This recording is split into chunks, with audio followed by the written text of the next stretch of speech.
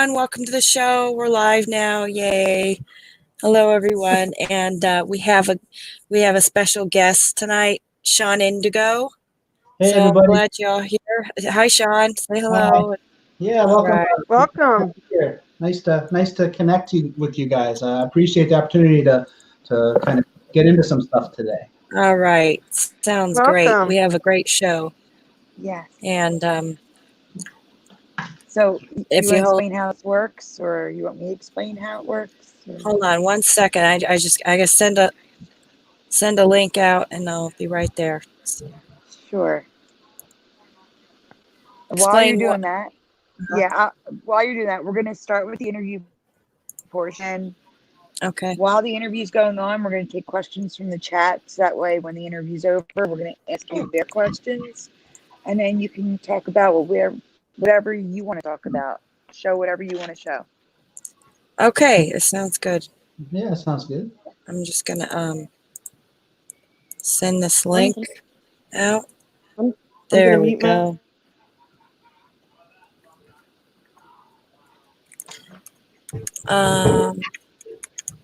Do you want me to post this in the group too? I already did. Don't worry about it. Already Okay, you did? Wonderful. Yes. Okay. Now, let's see what we can do. I'm getting there, sorry. Is there Okay, people in chat? Yes, there are. There are. Great. Yes. Yes, we have Karen. Karen Maloney's here. We have 3 view playlists. Easy OD and Nico, and possibly Once Upon a Timeline. And there's some people lurking that aren't speaking in the chat. Okay. All right, Shawn, we'll just go on with the interview questions. All right, sounds good.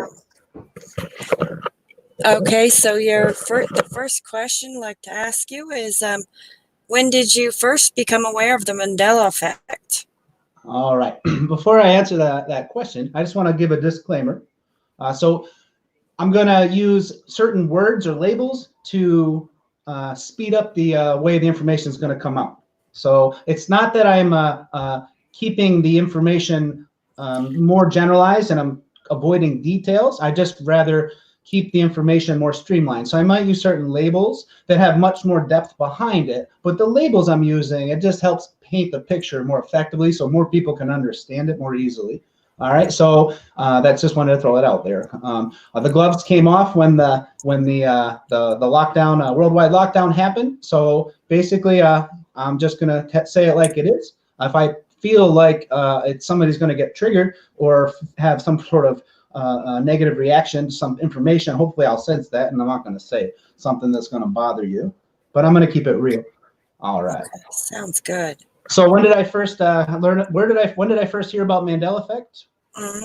1999 was the first time I became aware of what we call today Mandela Effect.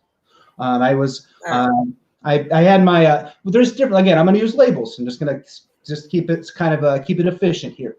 So I had my awakening at the age of 23 in 1998. And from 98 to 2001, I had vast amounts of information flooding in. I was avidly seeking out information, connected to some very wise people, and someone explained to me, they said, you're not going to really get this now, but when you go to sleep at night and you wake up the next morning, it's a different world. Everything looks the same, almost, and then they explained it to me as I might realize one day that a tree in my yard is in a slightly different position, but other than that, the whole world is identical. So that was in my head in 99 when I first heard about that concept. And then in 2015, in March, is when I saw the Great Pyramid completely different, and it was shocking. And then in August of 2015, I was researching parallel realities and came across the Berenstain Bears issue. And in August of 2015, the Berenstain Bear issue, and I was like, holy crap. So any of those answers, but technically 99. Amazing. That's that goes way back, doesn't it? Okay. Yeah. All right, then what was the first Mandela Effect that made you realize this was more than just a trending YouTube topic? All right, interesting question. So I was I didn't think about the YouTube or anything about Mandela Effect until that day when I realized the Berenstain Bears had changed to the Berenstain Bears, and I realized, holy crap! Because my mind was already blown in March when the Great Pyramid of Giza and the whole Giza Plateau completely changed for me, way different in lots of ways. Mm-hmm. But it wasn't until the Berenstain Bears changed that I realized a whole bunch of people are going to be like, WTF.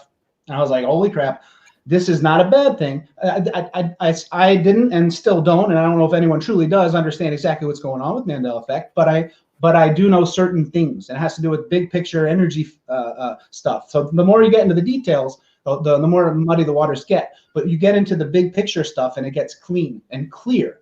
One of the clear things is that the Mandela Effect experiences are overall a good thing for humanity. So that told me I need to help people not freak out, because this is not a bad thing. And you're good at that. You're good at that, I might say. Uh-huh.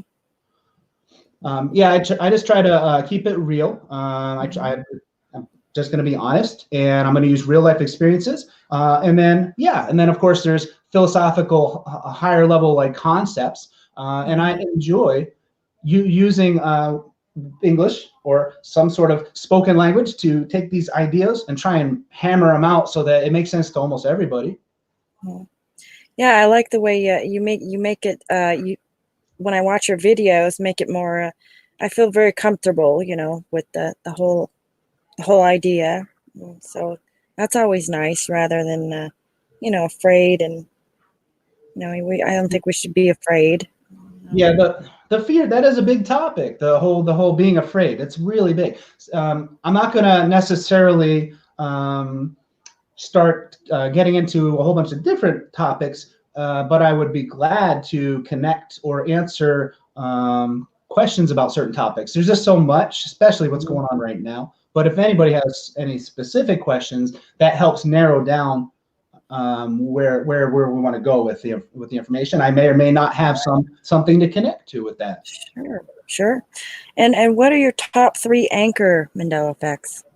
So just keep in mind the anchor. Now, in 2016 and 2017, there was this battle. Is Mandela Effect real or is it not real? And then by 2018, it was pretty much a given that that's a real experience. We don't know exactly what's causing it, but 2015, but particularly 2016, there was a lot of kind of push and pushback. Is it real? Is it not real? Well, it's totally real. But back in the day, the anchor memory was a way to destroy any critic's argument. Your anchor memories, it's a personal experience you had. It's a powerful way to prove it's real.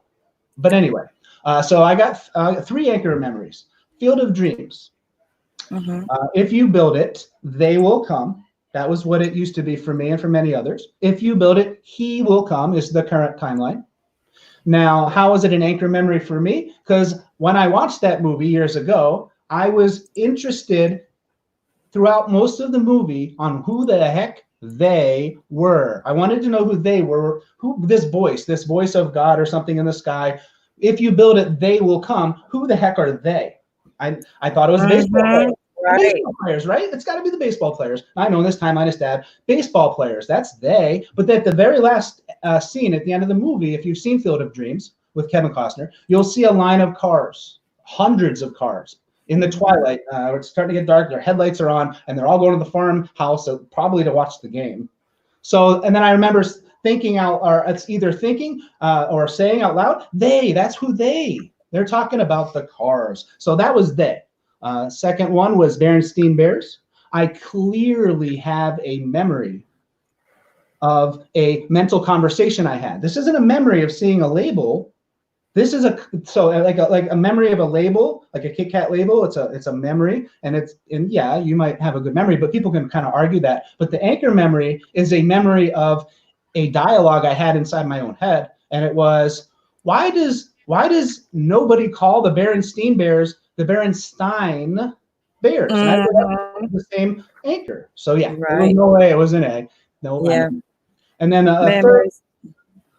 And a third anchor is the biggest one for me of all, because I have about 50 anchor memories, and that's objects in mirror may be closer than they appear. And the weirdness of that suggestive statement on the side view mirror of a car may be closer. Why the suggestion? And that was a point I would ponder many times.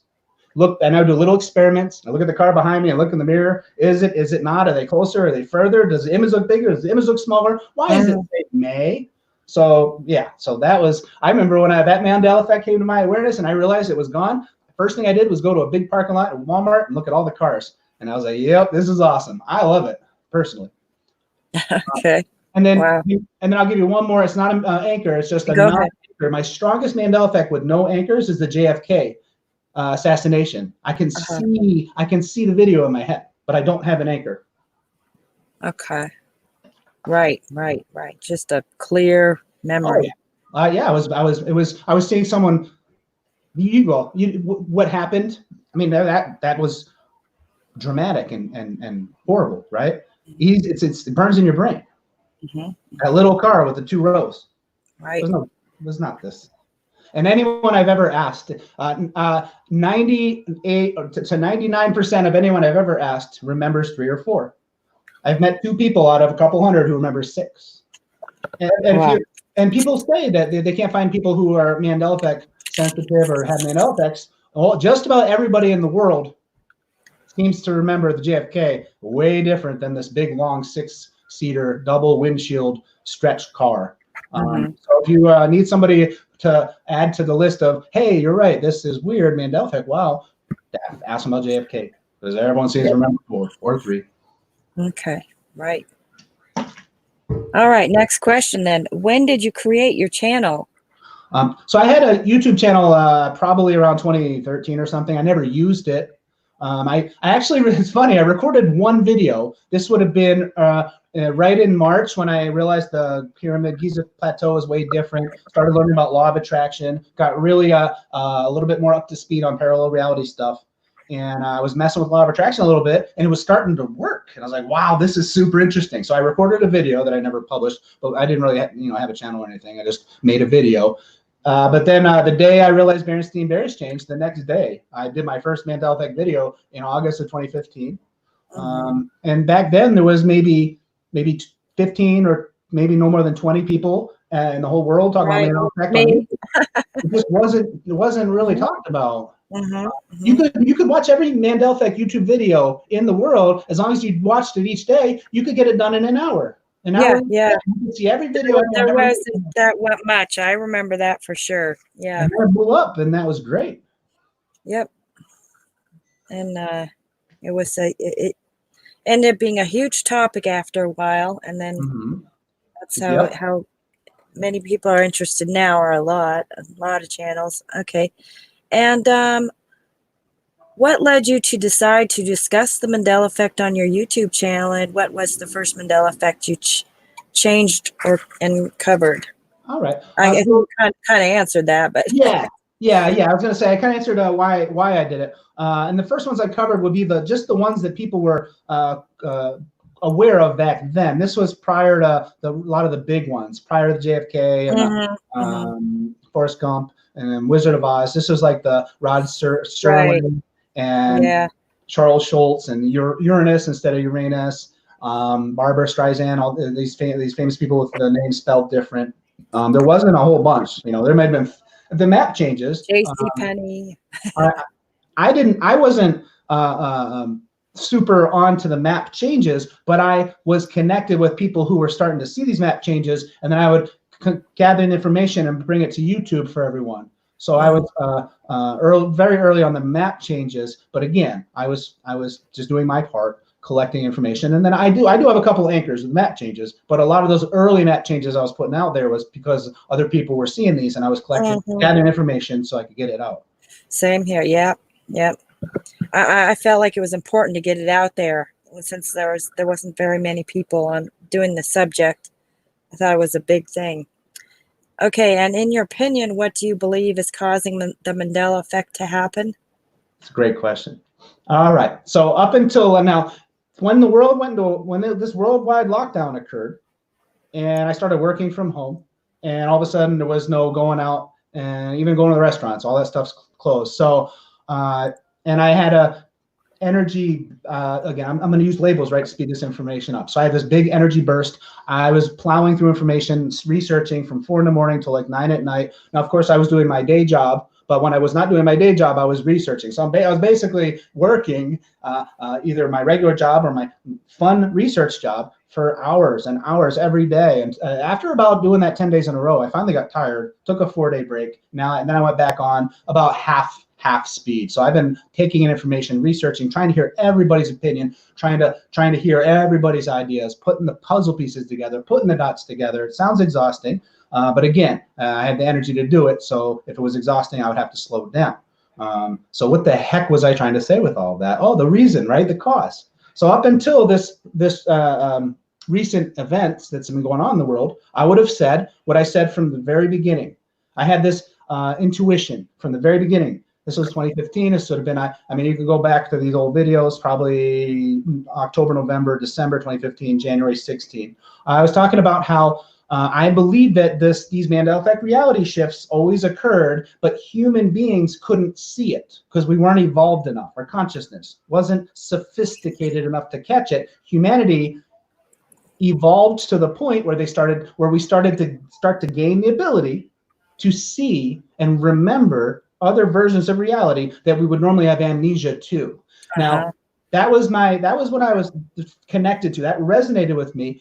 Now that I have more experience, knowledge, and information, I have some other ideas. Now, what I just explained has really good, valuable information. Even if it's not exactly what is causing Mandela effect, that doesn't change the fact that humanity is evolving at an epic pace, and we are gaining more conscious awareness of reality every second of every day moving forward. It's absolutely true. But that doesn't mean that caused a Mandela effect. That was but I knew that intuitively that's happening to humanity. So it made sense to me that we're just starting to catch things. We're getting smarter, basically.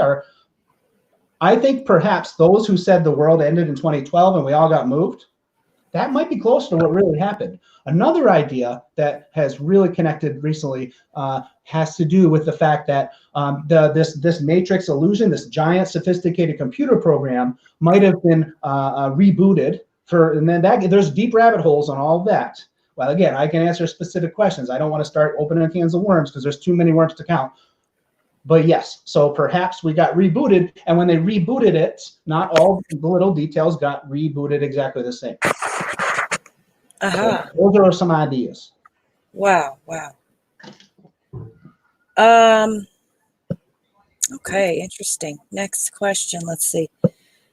Do you believe there is something that links the Mandela, the ME affected together? What links together the people that are? So the people who have Mandela effect sensitivity versus people who don't see the Mandela effect, is there a difference? Yeah, anything links us to people.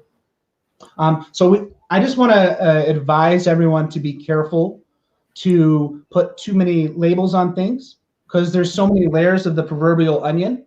So you got to be careful because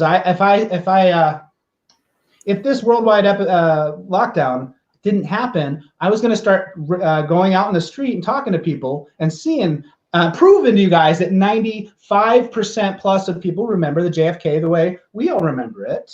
So that almost everyone is Mandela effect sensitive. But again, so there's just different ways to look at it, right? So be careful of labeling and grouping people together. Yeah. No, I can see it. Yeah, definitely. NPCs. That's a very fascinating and very complicated topic, and trying to group NPCs with what you might call human beings with a soul. Again, I can't say it enough. I'm putting these labels on. We can get in much more specifics, but we don't. It would be too cumbersome, right? Unless we have specific areas we want to get into. So yeah. So is there a difference? From a very, just kind of like a very surface level of observation, people who have Mandela effect sensitivity seem to be a little more open-minded, a little more calm, patient, and polite. But that's just a very, very general surface observation. Okay. Interesting. And do you see the Mandela effect as a negative or positive phenomenon? And do you think it is beneficial to those affected in any way? Well, absolutely, 100% positive, huge. It's a game. It's a game changer. A game changer, right?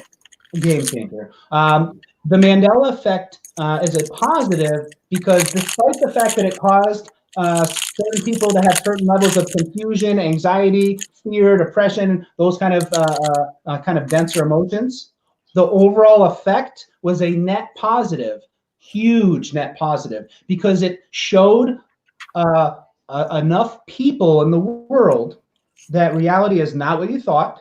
It's not fixed.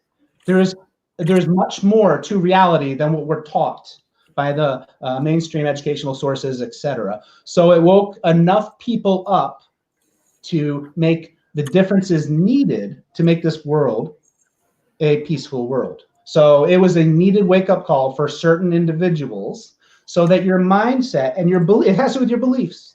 Feelings are so important. Thoughts are so important. You probably, some of you have heard this, some of you know this, we create our own reality, but your belief is so powerful and it's overlooked. Law of attraction stuff with thoughts and feelings, yes. Mind over matter, karma, there's all these things. You can influence reality by what you're putting out, but your belief system is a powerful tool, and it can be used against you, and is often. These are again rabbit holes on how that's used against you. But your beliefs are powerful, powerful. Oh yeah, definitely. Mm-hmm. I agree. Yes. Okay, and do you see the Mandela effect? Let's see, I just read that one. Okay, has the Mandela effect changed your personal life and relationships in any way? For example, angering friends and family. And do you know anyone in real life who is affected that you can talk with about the Mandela effect? Yeah, I think talking to enough people through social media over the years, I feel blessed that I had a very low stress and conflict-free Mandela effect sharing with others. I was in my coworkers. Now my family members didn't. Couple family members it clicked with, and others it didn't. But at work, I was pushing it. So I was already kind of on board with these concepts since probably '98. So when Mandela Effect hit, my personality, I was kind of already on a trajectory. So it wasn't it was a big thing, but not big enough to really affect my personality trajectory, because I was already kind of on that path. But I would say it made me a little more motivated and energized to get out there and start sharing information in a bigger setting. Because in the late '90s, when I was learning about some of what's going on now out in the world today, there was nobody I could talk to about this. I even in the mid '90s, when I was talking to people, there was no Google or anything like that. You had to go onto this black screen on your computer, and you could text, you could type on go to these rooms of common interest, and you could type to people. And in the early mid '90s, '94, '95, I was talking to people about the Great Pyramid being a battery. I wasn't. They were telling me all kinds of stuff, all kinds of interesting things. But anyway, yeah. Okay, and have you ever observed any changes happen in real time, changes right before your eyes? I personally, no, I have not. I've experienced a lot of glitches. For a while, I was reporting my glitches, and people really like to hear about them. I think because it's just very interesting. It's very tangible, and I'm not just making up stories so that it'll sound interesting. I'm just telling you what I experienced. So people really like those matrix glitch, personal Mandela effects, right? But not visually seeing it. No, I have seen paranormal phenomenon. I've seen what some people would label as ghosts. Yeah, same here. Doing Ouija boards, trying to find ghosts, trying to connect to spirits. Had that 1998 awakening. That awakening was triggered by my brain popping, my brain going boom when I realized I could talk to what we would call a spirit through my friend.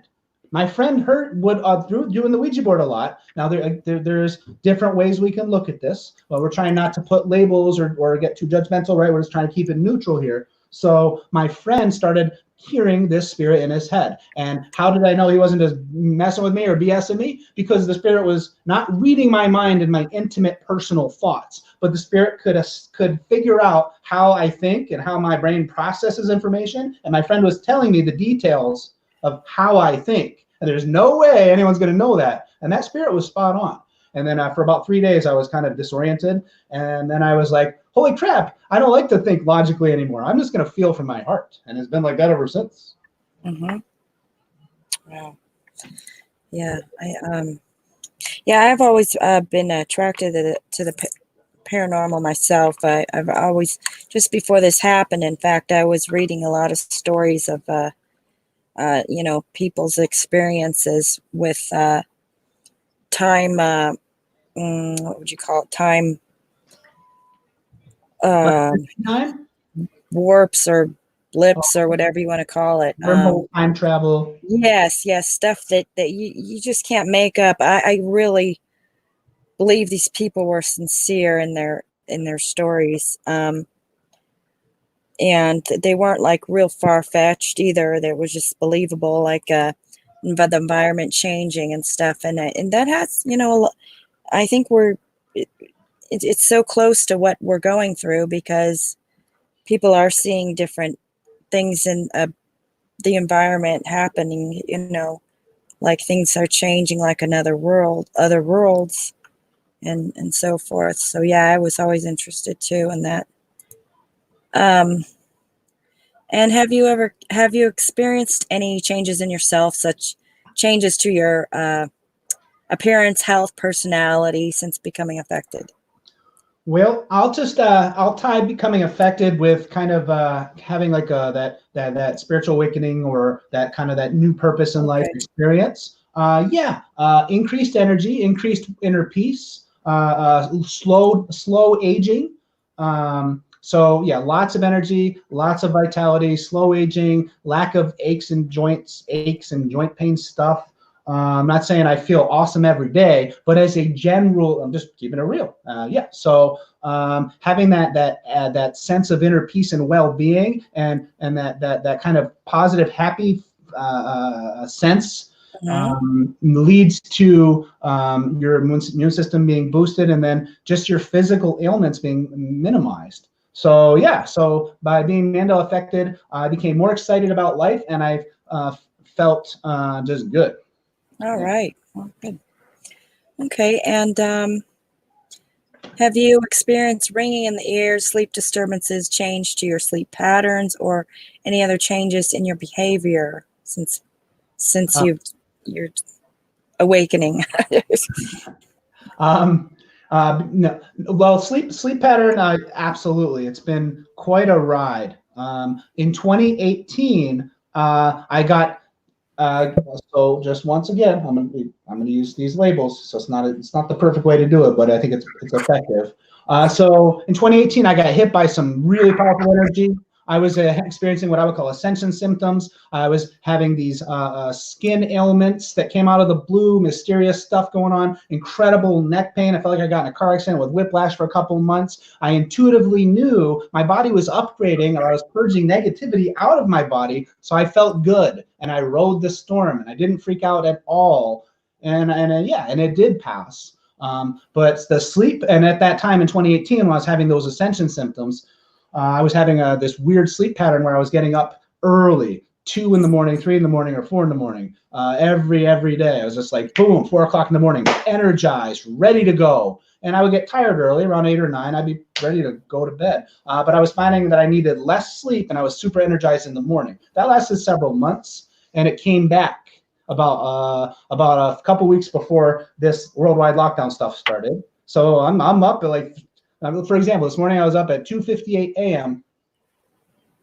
and I had 4 hours of research done before it was even 8 in the morning. Wow. So it's like going, I'm just like, I'm not always energized, but I'm more energized now than I traditionally have been. But I'm not going to work, right? I'm not doing my commute, not doing all that stuff, right? So maybe I have extra energy because my job got a lot easier. Right. That could add to it. I feel like since this happened for me in 2016, I feel like I can easily go with less sleep, which is interesting because I remember feeling really bad, altogether just bad, groggy, and horrible when in my past if I even missed a couple hours, and now I feel like every once in a while, like I can get less sleep, or I don't know what that's about, Well, but that's you're having, changed me. so you're having more energy and less needing less sleep and having more energy than in the Yeah, past. Okay. yeah. Here's an interesting way to think about this. So there's a lot of pollution and toxins in the environment. We're bombarded by all kinds of terrible things, right? But the human energy system and the human biological avatar being, that these physical vessels that can't, whatever we really are that's inside, these physical vessels that house what we really are amazing high-tech machines. It's like the most amazing benevolent AI ever are these amazing avatar machines we have. So what I'm trying to say is you can override a lot of that crap, but the not so nice forces put so much pollution through electromagnetic, food, water, air, all the bad stuff, all the scary stuff, so much crap that it can really, really rock people's immune systems, and people get sick and feel miserable, and feel tired, and feel agitated and edgy and all this bad stuff. However, why is it less for you now? Because as you've gained more awareness, knowledge, expansion, you're literally more of your soul, which is in somewhere, whatever heaven is, your soul exists there. The physical avatar, this amazing machine, can only hold a tiny little piece of that soul, or it explodes. And as you awaken further and further, consciousness expansion, different labels for the same type of experience, your body is actually able to hold a little bit more of your soul. And as more soul goes in this avatar body, you easily can reject that negative influence from all the toxins and pollutions and not get your body worn down and feel tired. So you don't feel as tired because you're able to have those shields up. Wow, interesting. So you're really, really stronger than you think you are, Yeah, that's the system. Definitely. Wants you to forget that. That's one of the biggest things in the whole world, is that the Matrix wants human beings to forget how powerful you are, and the power is unbelievable. Mm-hmm. Right, I agree with that. Definitely. It's beyond what any kind of superhero movie you've ever seen. That's not even a tip of the iceberg. This is not even the same solar system. Yes. And in your opinion, do you think the Mandela effects are slowing down, speeding up, or do they vary throughout the year? What do you think? I think it's well. I mean, it seems to have, with the last couple of months, the whole world's gotten a little bit more interesting. But besides the last couple of months, it's just seemed to have slowed down quite a bit. Like 2017, 2018. Hasn't for me, but that's okay. Right? we're getting like dozens a day. Okay. Yeah, but I guess I'm still just kind of shocked by each one. So I don't really count. I'm just right. Okay. All right then. Do you think that the weather the changes to the weather, cloud patterns, natural disasters, etc., are related to the Mandela effect? That's a good question. So there is a relation. Yeah, absolutely. So what I can tell you is that whatever the Mandela effect is, or whatever the Mandela effect experience is all about, and the weird changing weather patterns, those are both symptoms of a much, much grander thing happening that we can't see with our own eyes. So there's something really big, monumental. And if you don't think it's epically huge, the whole world is locked in their houses. The whole world is locked in their houses right now, right? This is epic. So, I don't know. I lost my train of thought on that one. Where were we going with that? Do you think that? The weather. Yeah. So the Mandela effect and the weather pattern. So those are side effects of the shifting of the ages. I think it does affect that, but that's just my belief. that one it's I feel like the environment's different for me. It's the whole atmosphere and everything it feels different than I used to feel to me. Yeah. So that's there's more love in the world than fear. and for the first time in those last few years, and it hadn't been like that since the Great Flood. So the energy in the last few years is definitely feels different than anything in any history that we have. We're climbing out of the darkness. It just doesn't look like it. You see the positiveness in it. I think stronger than ever. Yeah, I think a lot of people can look at it as a negative thing, and you really can choose which you can choose. You know, or of course there's a middle ground, but you can choose to see it as a very positive, uplifting thing, and I can see that, and I can see a lot of that. Sometimes I think, are we really in a better place? And so yeah. See what's I happening. do really think that it feels like that. Yeah, it's not going to be obvious at first. Yeah. So the old system has to fall away for the new system to be built. Mm-hmm. So, and they're happening simultaneously.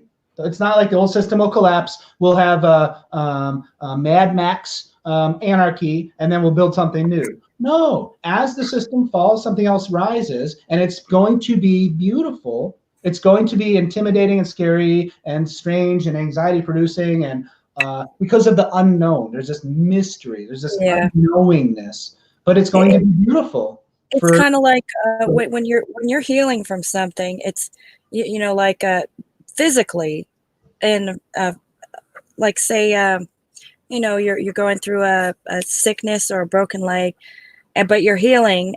It doesn't always feel good, right? You're not always feeling good all the time. It's like an experience, a process. Mm-hmm. But you don't go automatically from hurting and then feel good all of a sudden. It's like that's the way I see it. It's a process. You may not be ready to be, real up high and feeling good and, positive. You may not be ready for that. And it's, I see it as a process. Kind of thing. It takes time, patience, and, it's not always comfortable. Anyway, next question then is going to be, let's see. Do you think the laws of physics are changing? From our perspective, yes, absolutely. So I'll give you an analogy. So the analogy is you have a pot of water on your stove and the heat is on high and the water is not boiling yet. It's going to boil soon. So that water represents 3D physical Earth, physical reality, this world we live in, right? So that's the water in the pot. That's the physical world. As the water is getting hotter and hotter, it gets closer to boiling. As the water starts to boil, it simmers first, and you see the little bubbles going from the bottom to the top, and they kind of move in this pattern, right? So these little bubbles are simmering. So that's what's happening right now. Now the heat represents positive energy. The heat represents a higher vibration, a higher frequency. Literally, what makes physical matter exist by vibrating. Well, if it vibrates fast enough, it eventually turns invisible. That's why you can't see ghosts. But this is that higher dimensional talk people talk about. It just has to do with how fast are these conscious molecules vibrating. So, yeah. Interesting. So that's kind of where I wanted to go with that one. Yeah, awesome. I guess that's good. Well, they know that laws of physics are always changing, but it's like, does it speed up or slow down? That's like the Mandela Effect. It's almost like it's going fast somewhere to me. I don't know what it would be, but it feels like it. Time. Back when I was learning about how there was going to be I'm going to wake up in the morning and there's going to be a tree in a different spot because you're in a different world and that can happen and it's real and Mandela Effect stuff. So when I was learning about that back in the day, I also was told about these end times, that there was going to be this big shift, this big change in society. Everything's going to change. Everything's going to change. And I was told that two things to look for, you'll notice, and these are these symptoms of something bigger, is that the weather is going to get more and more unpredictable and severe. So the weather is going to get completely wacky. Or this Mandela Effect reality, wonky. Never heard of that, but everyone says wonky reality. England, I know over the pond they do, but not in the US, unless this is a new thing. So, I don't know. Strange. I keep getting my my energy flow interrupted. I'm not sure why.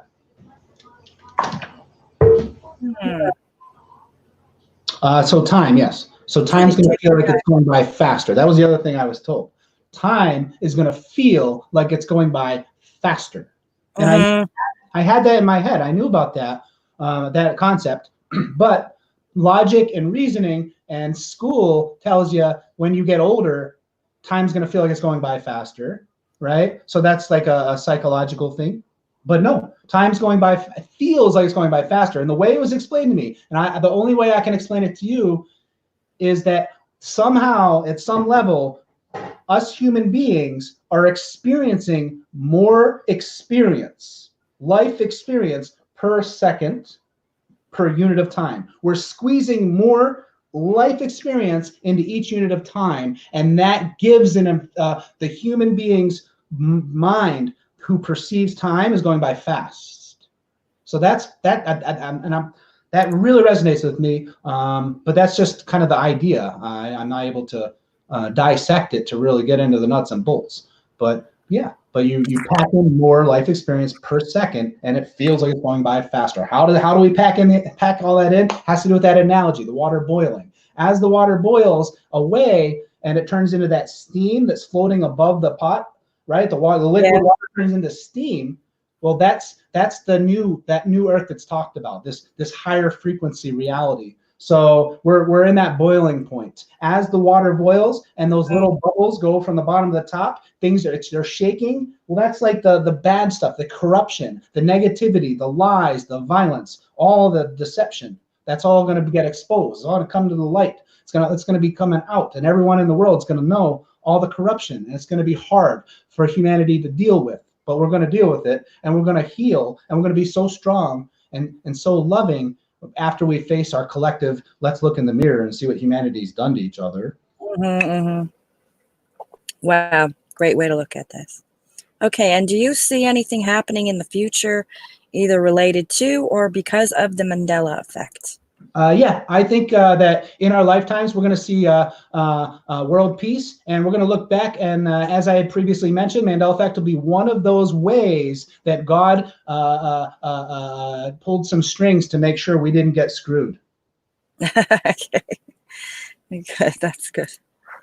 And all right, good. And is there anything you'd like to add or tell us that we didn't ask you?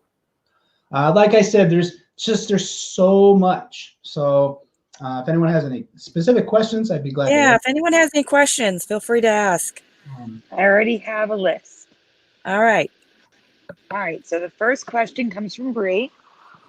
And they ask, are you an Indigo child? Is that why that's your last name?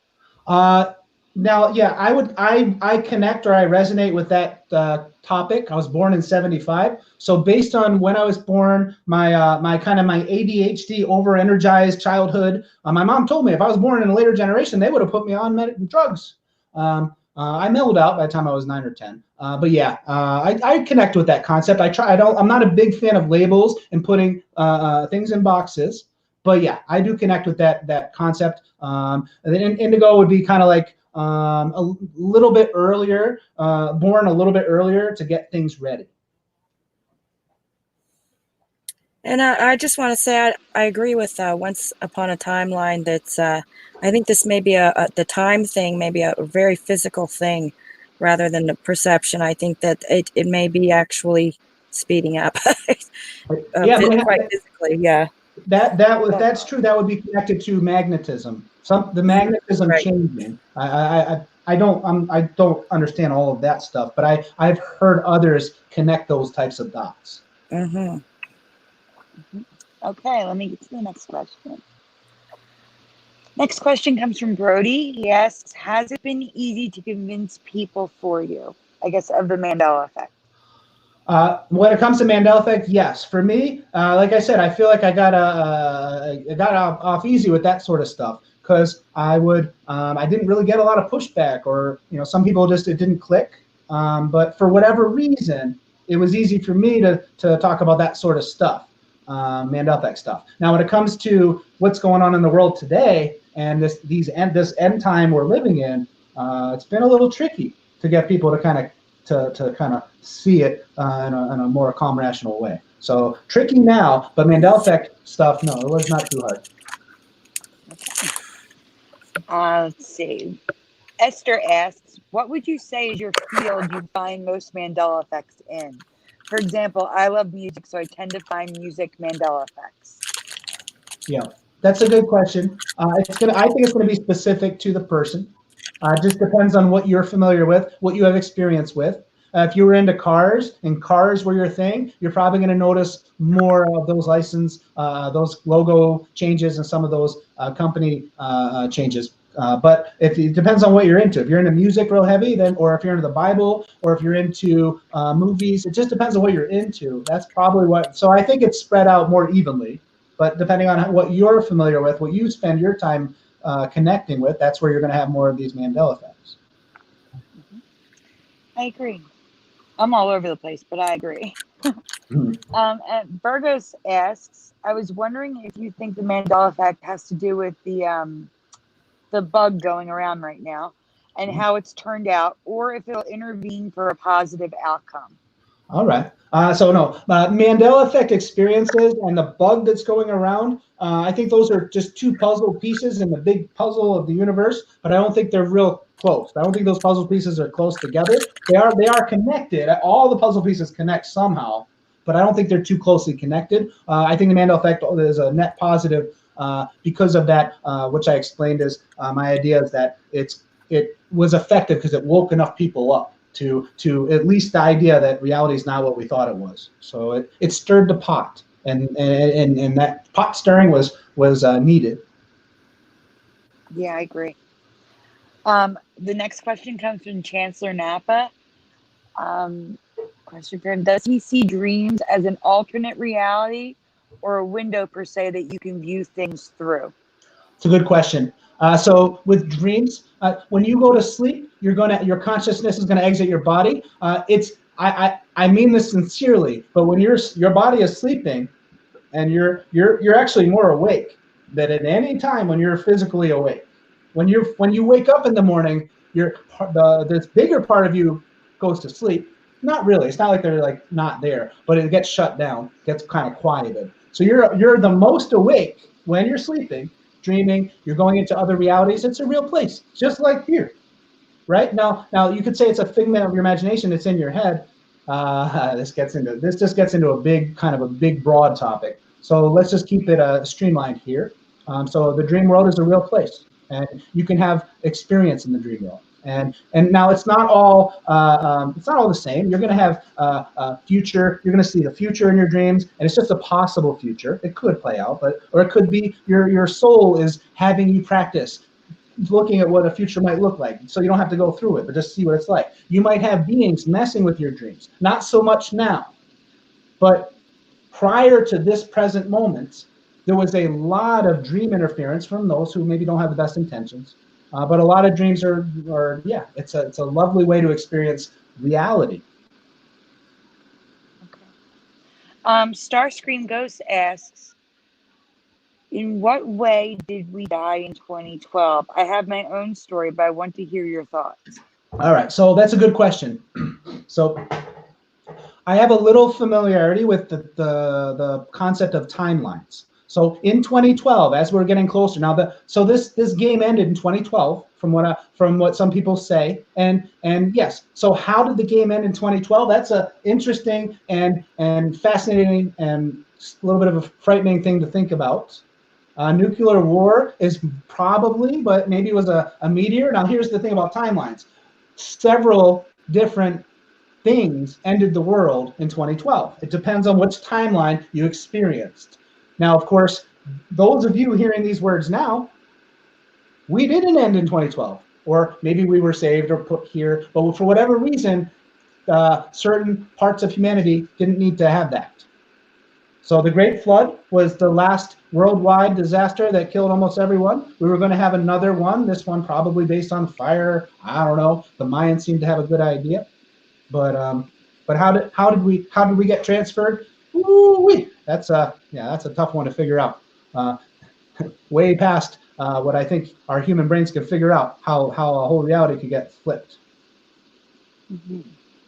Okay, I am trying. Esther says, I should have asked, what is your main? She wants to know, like, what's of all the Mandela effects, like what field do you tend to find Mandela effects in the most? Me personally, pop culture probably. Packaging, labels, movie lines, song lines, lyrics, pop culture, movies, songs, and food, packaging. Yeah, that's good. Yeah, see, I'm all over the place too. I find them everywhere. It's weird. I don't Yeah. really have a set field. Yeah, I don't really see a pattern. It's kind of random. Mm-hmm. True TNT. Hey, True TNT. Asks, what is the difference between color and black and white dreams? I don't have any information on that specific question. My understanding is that you can dream in either color or black and white. Some people say you can't see all the colors. I think if you're interested in dreams, focus on lucid dreaming. It is wonderfully amazing. You can train yourself to wake up inside your dream, and then you can control the dream. And it's really cool. I've only done it maybe 7 or 8 times in my life, but the last time I did it, I was in my kitchen, and I was like, I saw my microwave was not my microwave. That's how one of the ways you can wake up in your dream is to realize something isn't right. I was like, wait a minute, that's not my microwave. And then it clicked. I'm in a dream. And then I started making things appear. But yeah, that's cool. Yeah, lucid dreaming is really awesome if you can pull it off. It's really fun. You can fly, literally fly. I've flown in dreams before, but I was a kid. Was it by choice? Yes. Nice. I remember running down my backyard neighbor's driveway and jumping off and then choosing where to fly to. And it was fun, right? It was awesome. It felt real. You felt real. Did you feel I still remember it. It's probably like 35 years ago. And you had to like put energy and like thought into like kind of moving your muscles up and it would work? Yes, and leaning to turn. I swear to God. Specifically leaning left. I swear that is a real human ability. It's just been so long since we were allowed and able to have that ability in this kind of world. It's been forgotten. It's been forgotten. Yeah, I used to dream. I used to have amazing dreams when I was young, lucid and everything. And now my dreams are kind of dull and kind of humorous. I've had as I've gotten older, I've had a lot of humorous dreams. I don't know what that means, but they're not quite the same anymore. Well, as a child, you haven't been polluted enough by all those environmental attacks that I described earlier, that the human energy system can deflect. So as a child, you have a cleaner connection to God, and you can more easily have those cleaner and potent dreams as a kid. But we're getting that back. We're getting that back. Mm-hmm. This water's boiling. Once it boils over, we're going to start getting the stuff we lost back. You can look at the concept of the fall of man. There's all kinds of different ways to attack that concept. But we used to be able to do things we cannot now, and we're going to get to do that stuff again, and it's going to be awesome. Yeah. Okay. Bree View Playlist says, do you think we will experience another CME, coronal mass ejection, like we had in Montreal back in 1989? The power went out for 9 hours approximately then. Okay. So that's all right. So that question, what I'm going to say to that is, it's hard to predict exactly what we're going to see in the next year or two or next couple months. This future is very uncertain, even very, very intuitive channeling psychic individuals who tend to be able to get ideas of what's going to be coming down the pike in the next couple weeks or months are not seeing it. They're not seeing it. So basically what I'm trying to say is psychics are being blocked from seeing too far into the future now. It's because there's this we're in this like we're the caterpillar in the cocoon, right, waiting to turn into butterflies. We can't. So there's this it gets complicated. I'm trying to keep it streamlined here. So we don't know what we're going to see for this. It could be that coronal mass injection. It could be a planet X that goes near the Earth and makes a couple tidal waves, right? Doesn't kill a lot of people. There might be some earthquakes. There's going to be earthquakes. There might be some civil unrest. Might be a little bit of rioting. It's not going to get too out of hand. Trust me, please, it's not going to get too out of hand, but you're going to see some weirdness. And then everything's going to get dramatically better. Did you hear about the comet? There's a comet coming, and it's supposed to cause power outages and all kinds of stuff. Which some places are more vulnerable than others. They're even figuring out where it might cause these power outages and solar. I kind of hope for one. I kind of hope for a power outage. I don't want a power. Wait, listen. You don't understand, though. It would be the first time in my life I'd be able to see the stars.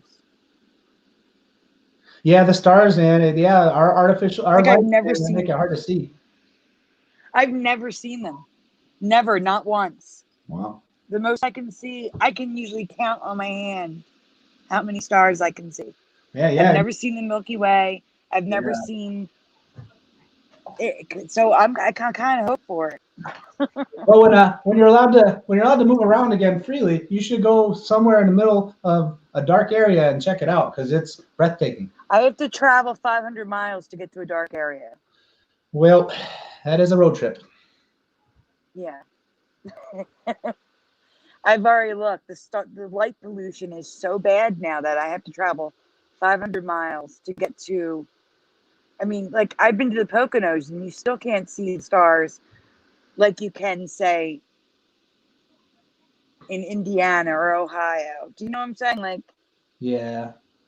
I don't think we're gonna have power outages. I think we might have the internet go down for a few days, but I don't see power. I certainly could be wrong. My guess is we're not gonna lose power. If we do, it's isolated. It won't be like this any kind of massive scale power outages. And I don't think a comet causes power outages, not to my knowledge. Halley's Comet in '86. That was a pretty big boy. No power outage issues. I don't think the comet's going to be bright and people are going to freak out and say that's the sign that this is the end of the world. And some people are going to be happy about that, and some people are not going to be happy about that. So the comet's going to be a trigger. That's what it's going to be. It's going to be a trigger, and people are going to freak out. Some people are going to freak out. This is just weird. I was mentioning how I've been to the Poconos and you still couldn't see the stars. And Wizardry in the chat says, Sandy Diva, just go to the Poconos. That's just weird. That is, right? But, either a sarcasm or a coincidence. That was a coincidence because it was there before I said it. Right. Propagate This Light asks, do you think the Earth separated in two in 2012, which results in what we call the Mandela Effect? So it could be, right? So the Mandela Effect might be related to now the Mandela Effect. If we're talking about a split, some higher power took us and moved things. Something intervened. Some like whatever we want to label a higher power, but something above us did something. They interfered in a benevolent way. So yeah, that could have happened. The other idea is that yes, the game ended in 2012. And the world, basically, what happened? I'm going to try and get very specific for you on this one. If that happened in 2012 and the world was about to end, well, all that's going to happen is either you're going to go to sleep at night, you're going to wake up the next morning, and you're in a different place. And the world you were in just burnt down. You didn't know it. It was seamless. Or you're having lunch, you're feeling a little dizzy for a second, you kind of like, you feel like you're going to pass out, and then you don't, and you're in a different place now. So that might be how it actually happened in a real, tangible way. If it did happen for me, it was when I went to sleep. It's definitely because I don't remember anything happening other than being a little nervous because of the 2012 end of the world thing. And I remember that night just saying a prayer, take care of us. And I went to sleep. See, I woke up the next day. I was it was probably in 10 years before the 2012, so early 2000s. I became connected to the idea that, or not, let me rephrase that. I became aware that the Mayans weren't talking about the end of the world. They were talking about a change. There was a end of something and start of something new. It was just like a new chapter, right? So it wasn't the end of the book. It was just the end of a chapter. So I knew that life was going to continue. Now, yes, some people say the game ended in 2012 and everyone got wiped out, right? But before 2012, I just knew deep down inside my heart, we weren't going to end then. This was the transition. There was different timelines. I was strongly resonating and connecting to the timeline where we weren't going to be destroyed in 2012. We were going to continue on. But it's certainly possible for you to have been destroyed in 2012. You could say that if you, as a human being, you might not be ready to graduate to the next grade. So you're gonna redo the same grade. So you're gonna go do these earth lessons and learn how to be nice to others and learn how to not be greedy and all this stuff. So some people were ready to move on to these new lessons, and they got to get through the 2012 period without being wiped out. Mm-hmm. So that's some ways to connect to that idea. I just want to say that Wizardry said in the chat the comment won't be anything. It broke up. It's now in 3 pieces. That might be true. I haven't heard that yet, but that might be true. I don't understand. That doesn't make sense. I'm guessing that's there's a lot of I think 70 to 80% of all the news available on social media is incorrect. There's different reasons. I agree. So I don't think the comment's not going to break up when it's on that far from the sun, unless it got hit by something. It doesn't make sense to me. Study astronomy. I'm not an astronomer. There was never a comment in the first place. Oh, but there's definitely a comment out there. It's going to be bright. It's going to be either blue or green. Probably greenish. It's going to be extremely bright, and it's going to freak people out. Yeah. Yeah. There was something in the chat I saw. It wasn't a question, but it was. This is from Raw or Rao. Rao, yeah. What's up, Rao? Hey, Shawn, Indigo. It's been wonderful to work with you on effects for 5 years now. We were pioneers of this effect phenomenon. That's all. I just thought it was nice, so I thought I'd read it. Thank you, Riley. I appreciate it, brother. You're great. You've been an awesome. You've had an awesome way to express your ideas and a great sense of humor, and you're very generous. And you're just an all-around good guy. Yeah, are there any other questions? I'm making sure I didn't miss any. That's cool. I probably am going to tap out. I gotta work. Unlike some people, I actually have to work in the morning. Oh, no. Oh wait, propagate this light has one more question. They're writing it. Okay.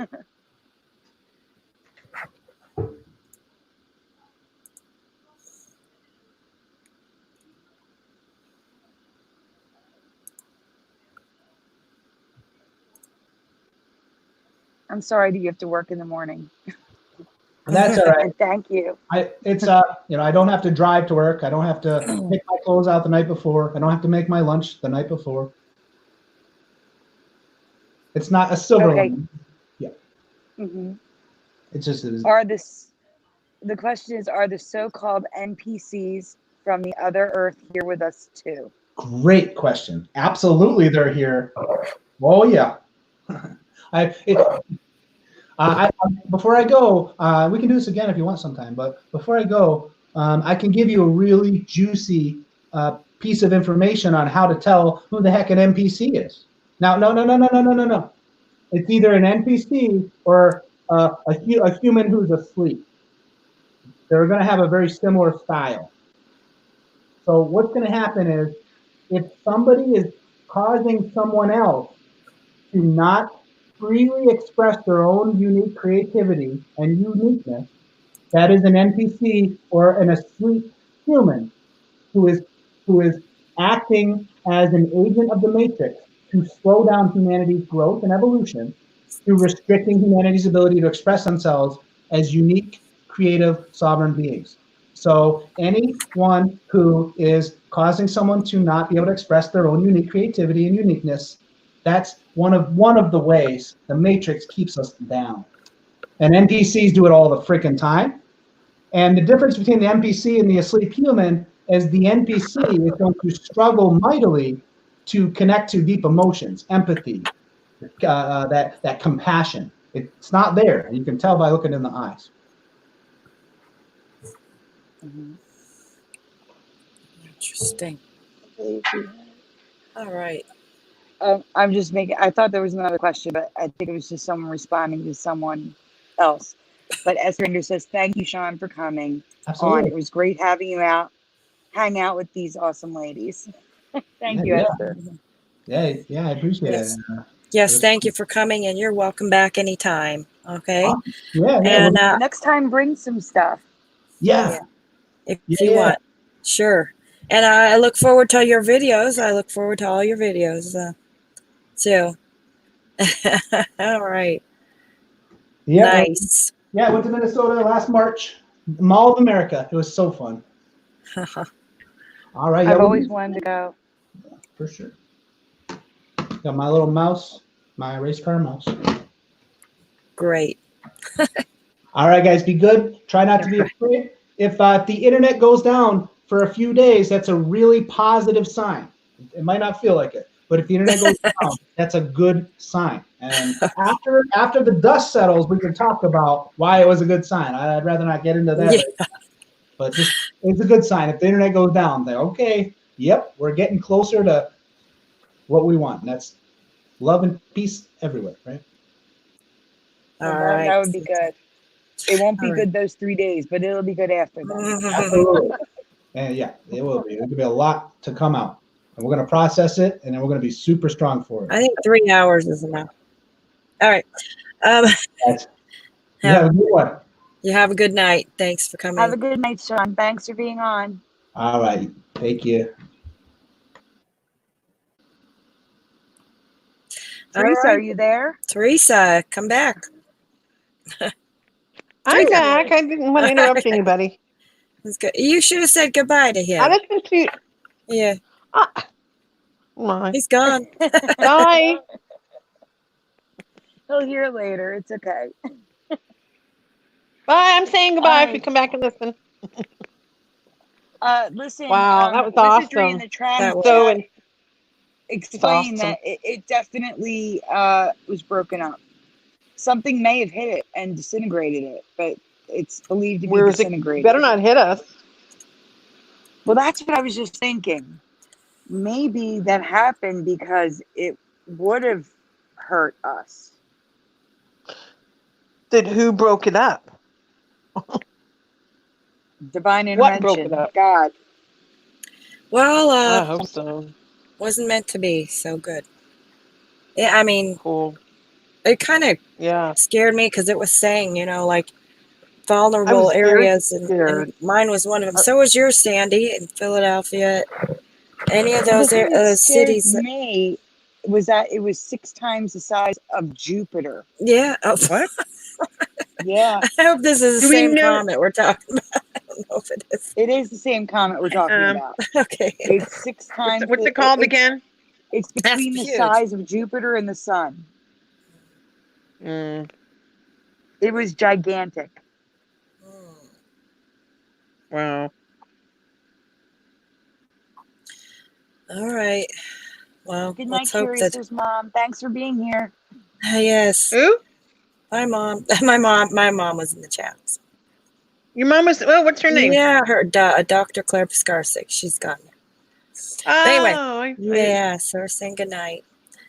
Okay. We're gonna do Mandela Effects. Yes, we're going to get on with effects right away here. I'm going to share some right now. I guess I'll just go ahead and just go for it now. We go into my friend. Let's see. We've got a few things Voila. here. Okay. Let's see. First, Sandy, did you have a few of them that I have? So we don't need to share them twice. Cagney. All I have of yours is Cagney. Oh, okay. Well, it's 76. Oh, I didn't upload that because I sent it to you already. I'll send it to you now. All right. What's up with 76? All right, let's do another one. The logo. Now first, let's see what we got here. Too many. Yeah. Okay, Yeah, we have a lot too. the Cindy doll, the UK Barbie version of the Barbie doll, right, is now spelled it's rather than CINDY, it's S. It's with an S. SINDY. What? Yeah. Sin. Are there any? Mm-hmm. What? Yeah, we found some residue for See if there's her. any. So I Oh, have some residue here of it's being spelled Cindy with a C. Cindy doll. This is what it is here. Oh. And look at how In the chat. look at the S. Teresa, you see that? I'm curious what Wizardry thinks. Have you heard of this Yes. doll? Anyone else from the UK? Well, who's British? Who lives in the UK? Doesn't Wizardry. two people? Huh? Yeah, but there's other people too in the chat that live there. I don't know in the chat where anyone lives. That's why I'm asking if anyone's in the UK. Are you familiar with this doll? DiVa.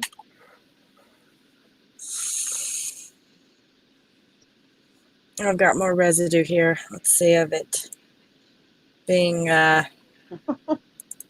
with a C. Oh.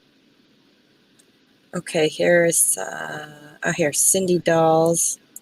It says down here. Cindy dolls.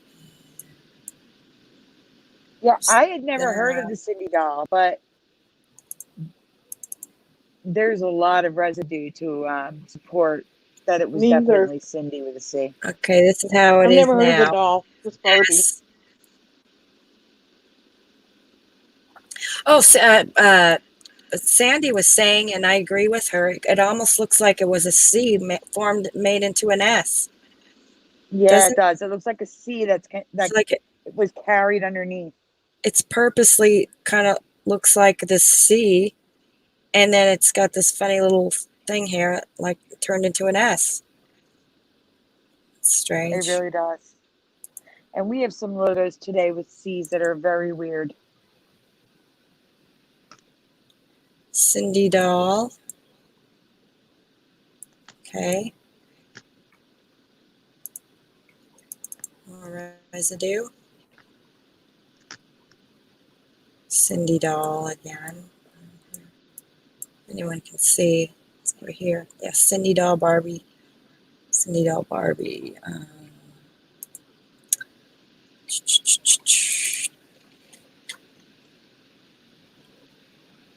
Cindy doll. Or Cindy and Barbie pink costume. And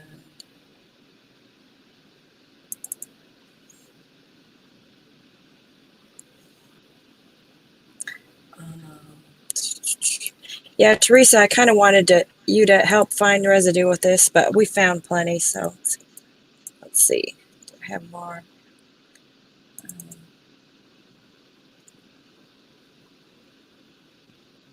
Yeah, Cindy Barbie. This is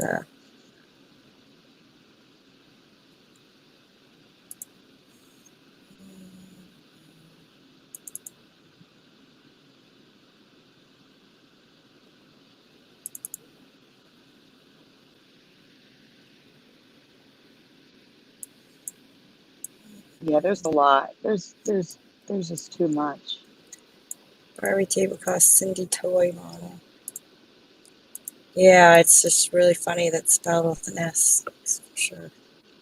Cindy doll clothes.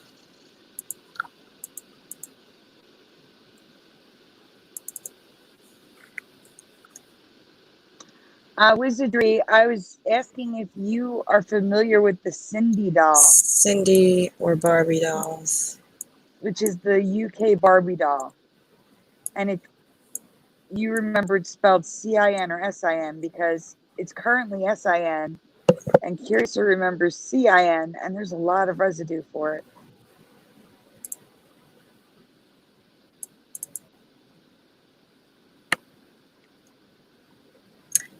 Cindy, Barbie Ken, and Cindy dolls.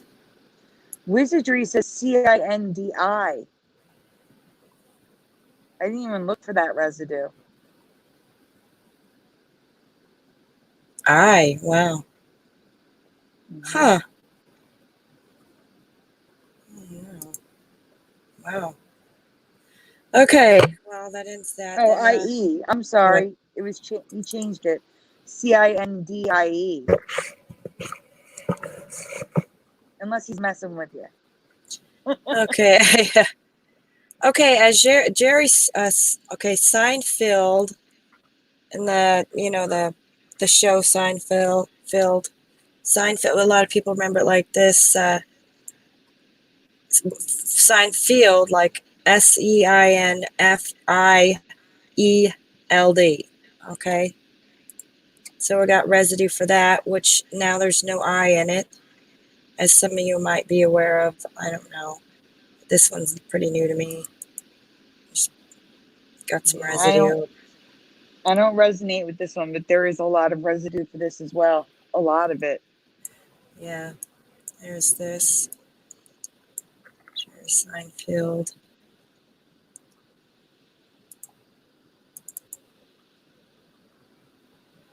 Teresa, do you have Jerry any recall at Seinfeld. all of Seinfeld being Seinfeld?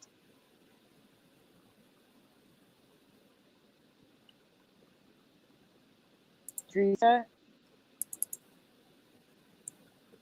Teresa, are you there?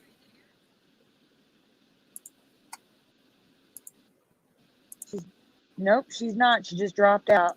She dropped out. Okay. Mm-hmm. Well, she'll be back, I'm sure. Okay, this is how it is now, which doesn't look right to me at all. And here on the same page, this is how it was. How it is, how it was. Another one of those. Oh no, it says Seinfeld below. Yes, exactly. Just that. Yeah, So, guys, Teresa has been using the computer, so she hasn't been dropping out. But today, her computer was slow, so she used her phone, and we're back to the dropping out of the stream. She'll be back. here it is again, spelled two different ways. As is common with the Mandela Effect. Same page, two different ways.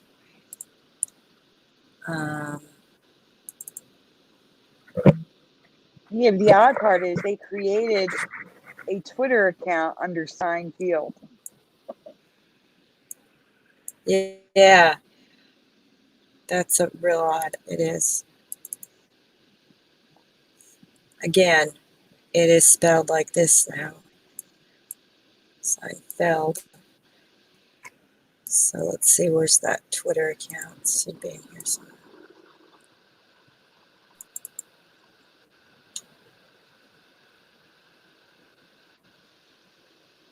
I'm going to go message Teresa. I'll be right back, chat. All right. I'm here. I'm just not in the chat.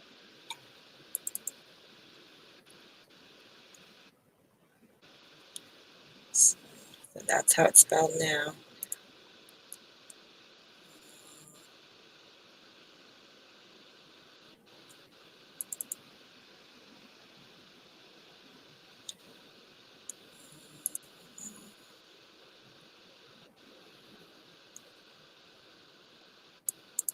Okay.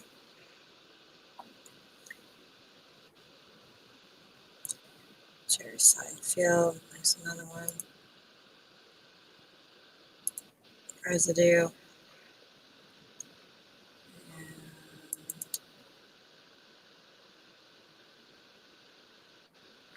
Jerry Seinfeld. Let's see if Teresa's coming back.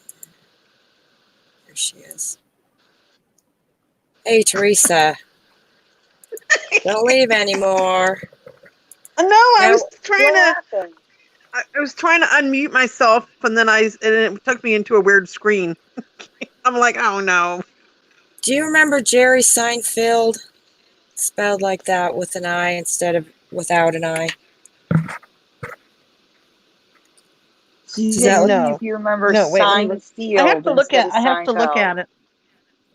okay? I This remember is EI. here they are together. This You told me is it's another way. yeah. This is how it is now. Jerry Seinfeld. Yeah, that looks right. That looks right. Okay, this Unless I is got the how I remember update. it with an I, with an I. Let me see. But there's a lot of Let me see residue. it the other way and With see how it looks. Now you got me curious. Let me see it. this is has It might both of resonate what? with Can me you if I see? see it. Can you see it on the page? Oh, No. No. I see SCI. Whoop. Where's the residue? Maybe if I look at it, it might. I yeah, don't I was see it. just showed a lot of residue already. So, Oh. here's Well, show me something that I can. Okay. Let's see. here's how I remember it. Okay, can you see? No. Yep. I see SEI. Huh? Did it change? Yeah. Yeah, it says SEI. That's what I see. No, That's it's the without current an way. I. It's without an I now. So that's what Huh? changed. Fields, Seinfeld. Jerry Seinfeld is without an I now. Huh? It's Show me without the an way it is now. I'm sorry. Teresa, I'll send it to you on Messenger. Yeah, I can't. I I'm get just kicked out. All right, yeah, that's right. I'm sorry. I forgot you're on your phone. okay, Teresa. This is how it is now. Okay. Notice the field is without an I. Seinfeld. Wasn't there an I Oh. right after the F? Seinfeld. Yeah, it looks kind of weird. Doesn't it? Okay, that's because the I is gone. Yeah. All right. So this is Yes. how. Yeah. That's. Yeah. This is how it is remembered. Let me see now. Yeah, it This does is look weird. Let me see. this is how it was remembered right into here. Seinfeld. And that's how see this you That can see looks the two of better. them right there. Yeah. Yes. Yes. Yes. So I thought. I agree with you. That's good. That's a good one. Yeah. Yes. So that's Wow. changed. How did you find that one? And there's some on two different. Here it is again. See, that's spelled right. How I remember. Yes. So yeah, there's a lot of them with the two Sandy, look at the spelling. F and the It's I really good. again. It does that all the time. Oh, I know, the connecting. Yeah, guys, you see how the F and the I is connected? Yeah, I don't know if anybody notices that. Mm-hmm. It's weird. Yeah, it's one the of the F and fun the. things. That's See another. here's the F. This is what she means in I's connected, and a lot of those we don't understand. Look at the F and the L. No, but look at the F and the L in Netflix. Look what that's doing. Look at Netflix. Yeah, Look at the F and the L. Look Yeah. at the What it's T. doing? It's almost connected there, but not quite. No, it's not. But A yeah, lot of connecting going on. Like a lot it's of that. basically telling you we're merging. Mhm. Yeah, I think so. Yes. It's like a it's message. crazy. Okay, and I Yeah, we're noticed. merging. Yep. I also noticed that there's a lot of these Land O'Lakes without the Indian girl anymore. And some of them have her and some of them don't. So I can't explain that. I don't know what's going on with that. Okay. That's weird. The Indian girl and the sun now is gone. And it's just a plain big old O in the middle. Don't know what that's about. Wow. But yeah, I noticed that at the store. Yeah, it really does look weird just playing like that. It does. I mean, even Logopedia says that she should be on the packaging. So unless it's a 2020 change, I don't know. Here's a new one for me too. Sarcasm is spelled without an A. I always thought it was sarcasm with an A. It's not. It's without an A. So that's a new spelling What? right there. Wait a minute. Yeah. How do you spell sarcasm? SARCA. Huh? Oh no, but go on. I was going to explain it. Go on. CASAM is how I remember it. Sarcasm. So, She remembers it with a Sam at the end. yeah, sarcasm. But now it's not that. So Whoa. it's sarcasm with them. Just I throw that in and see if anyone agrees with that. It was always that way for me. There's another word like that, which I'm not going to say on air. Okay. Spelled like that. Say it, Sandy. I'm not saying it on air. She'd actually get demonetized or something. Okay. Okay. And let's see what we got here. A couple other words, maybe. Okay, there's sarcasm. Surprised. I remember that with a Z. I've seen it both ways. So I have a dual on surprise. Okay. I have And seen it's it weird every surprise time with I a Z. see the S. It's weird for me because I don't remember an S. I find it weird that Surprised Pikachu is the #1 hit on Google. I Why? really no. Okay, so if anyone agree with that and remembering a Review Z. Playlist says, I think that is the Canadian spelling. Hmm. What? And Wizardry says, U.S. English with That a Z. No, that was the Wizardry only in the U.S. spelling it's I with an knew of. S. It was a U.S. the only spelling I knew of. So Yeah.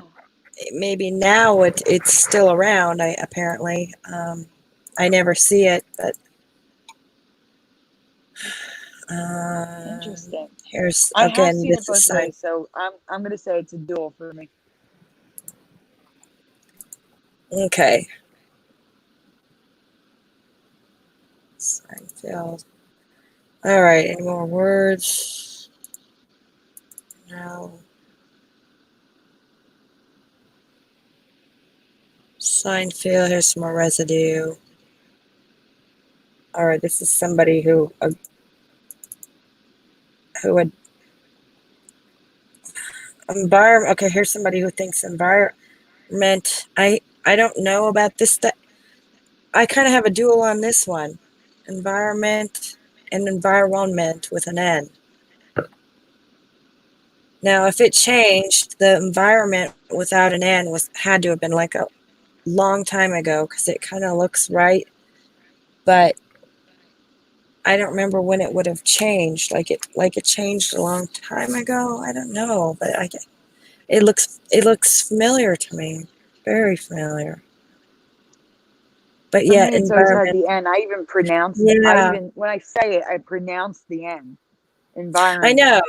know exactly. And with the Mandela Effect, see that it could have easily changed, but like a long A time long ago. time ago, we didn't Yeah. notice. Yeah.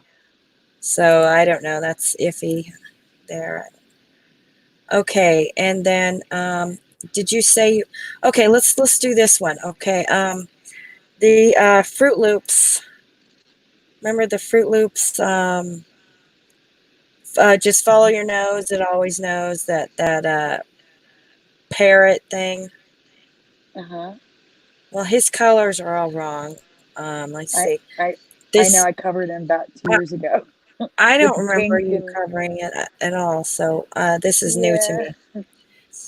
Okay, I didn't show you this one to you, so that's what it's missing the green anyway. That's what I found. Oh, that's interesting. You remember green. Yeah, I remember green in it. I remember blue. I mean, they're close colors, I guess. But I remember blue. Yeah. Okay. Uh, but it looks so wrong. And I did I have a actually whole folder in find Flickr if you want to pull up residue. Okay. See, I didn't show this one to you. I did actually find this with green, so I wanted to show that these parrots, what do they call the toucan parrots, actually do have green in them commonly as a real bird. So, or is that blue? It's like a blue-green actually. So, Oh my gosh, this is so weird. yeah, it's like a blue-green now. So now that I see it. No, So what? when I showed this, it was March 9th and today's April 9th. It's just, I don't know, it's weird. Oh, so another one of those Yeah. synchronistic things. But Yeah. yeah, so I just wanted to briefly touch on this one because I just, passing through the internet, I noticed that, and that it's got, here it's got blue and green, so maybe, you know, I I think we're just not shared the far off, album with you so you can view the album right from Messenger.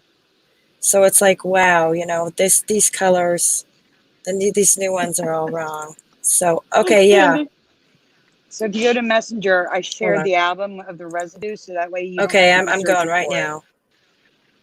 And you know what? I just thought of it. If you can't find a folder, I can share it like that. And that way you don't have to go searching for stuff in Flickr Okay, if that's easier for you. all right, okay, I'm going right now. But yeah, the pink looks so wrong to me. Yeah. See, I even thought of this bird for many years. I know this commercial was played over and over again on our show, and it was like, it's, Oh yeah, definitely on Saturdays God, especially. constantly. And so, that follow your nose. Always know. Mm-hmm. Follow. Okay, And so something here's funny, True TNT just said, and the black doesn't look right. I was thinking not the black, but the shape. It's like it's either too fat or too it pointy right looks now. His like it's nose. too much black. It looks like the black is taking up more of it, of his beak to me. Yes.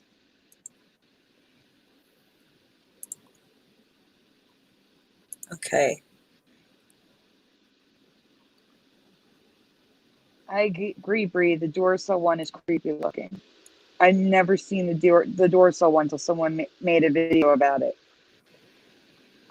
So creepy. So what do you got here? Okay, she's got all kinds of Residue of no pink. residue. That's basically what it is. Residue of no pink. Mm-hmm.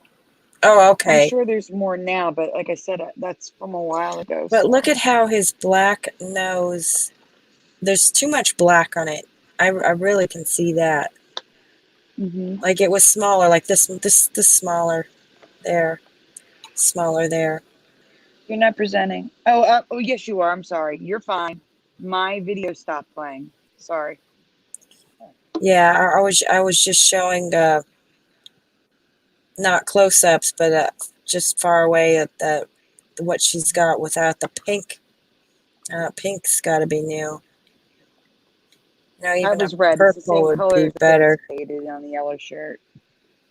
Okay, great. All right, let's see what I've got next real fast. Some of them have purple. I don't remember purple, but I don't at the either. time had included it in case somebody remembered purple. I think I might remember green and blue, actually. I don't know. It's kind Yeah, of I like can those see green and birds. blue. That's what I'm saying, but not pink Green, or purple. definitely black. Oh, yeah. Okay, then I'm going to show the 76 gas station question here. Okay. Okay. Here's the question for the chat. Get ready. Okay. Which 76 gas station logo do you remember? Look at them very carefully. They're all different.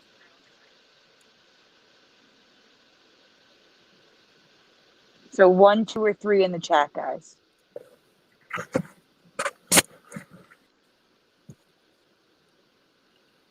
And we're not even going to go there with the red orange thing. I want to look at Yeah. it. Hold on. What's the difference in them? The numbers, you have to look closely. Oh. B. Okay, so Teresa's 2. I like True T and I T like says 2. 3.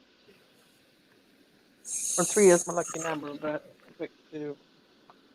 Star Screams Ghost says 3. Nobody likes 2. There is a difference between 2 and 3.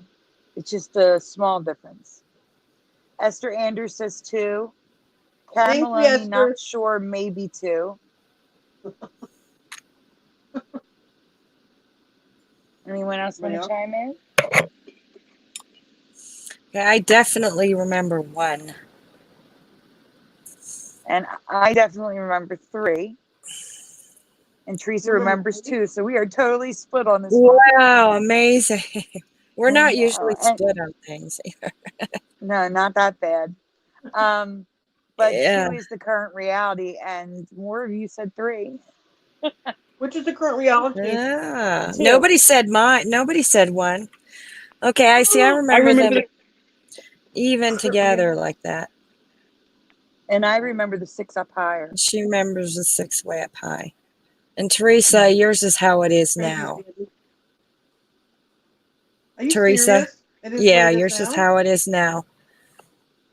I just Oh, remember crap, this I got from the my update. youth. You know, I haven't seen one of these in a long time, but when I was younger, yeah, definitely it was that. Yeah. So, looks- for me, 2 I looks didn't- familiar with me. And to be fair, I did not see this logo until like the last 5 years. yeah, Me yeah, too. We were it's been a younger. while. Me too. It And could 2. have been an older change. Yeah. So yours has always Yeah. stayed the same, Teresa. That's okay. What? Yours is the current reality, so it's always been the same.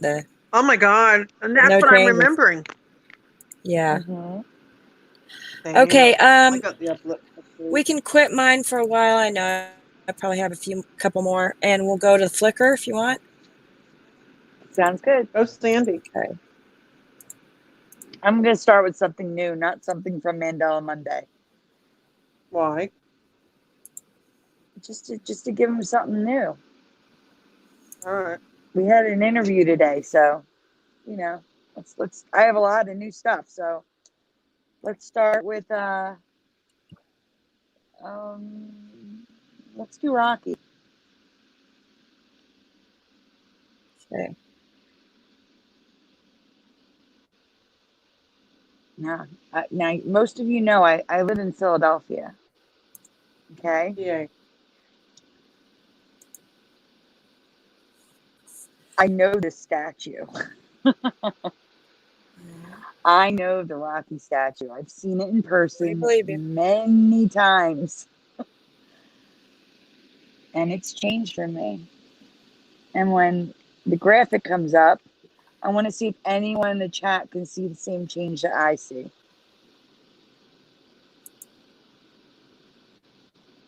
If you know the statue. Somebody will.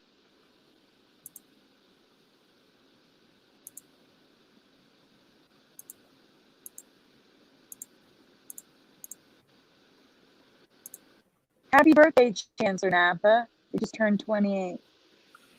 Happy birthday. Happy birthday. Okay, so the Rocky statue has changed for me. If you're familiar with this statue, it's actually kind of hard to see here. I didn't realize it was going to look that small. But it's a major change for me, and it's not something small either. Does anybody know this statue? I mean, this is famous here, but I don't know if it's famous worldwide or nationwide. But here, it's famous. The statue was made for the movie, but It's permanent. It's a permanent statue.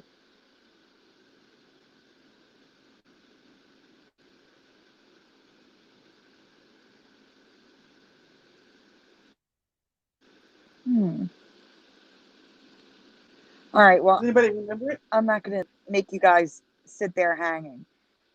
Just go to the next graphic, because there we go. His head was straight on, and now it's completely turned. And He's the posing. statue to the left is a replica in Siberia, of all places, I think it was. Was it Siberia, Teresa? No, not Yeah. Siberia. Where was it? No. I say in the next graphic where it was located. But apparently I there's a forgot. Rocky I'm replica in another country. And That's crazy. that one's head on, but this one isn't. This one's now turned. Okay, what does that say? Okay, this is the image that the statue is modeled after. And notice his head is straight, not turned. Serbia, that's it, Serbia. So this is the replica statue in Serbia, and again, the head is straight on. It's on straight. It's not turned.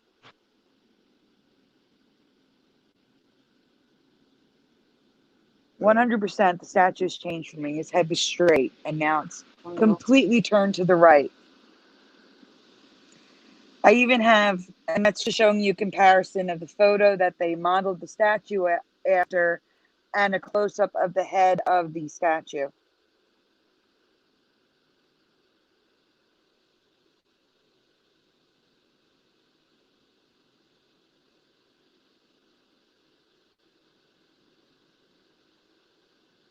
Yeah, and then these are pictures of people posing in front of the statue with their head straight ahead. Just like the thinker. Just made me think of the thinker, where people are posing with their fists to their foreheads. I even have, the next image is Sylvester Stallone posing in front of the statue. Wrong.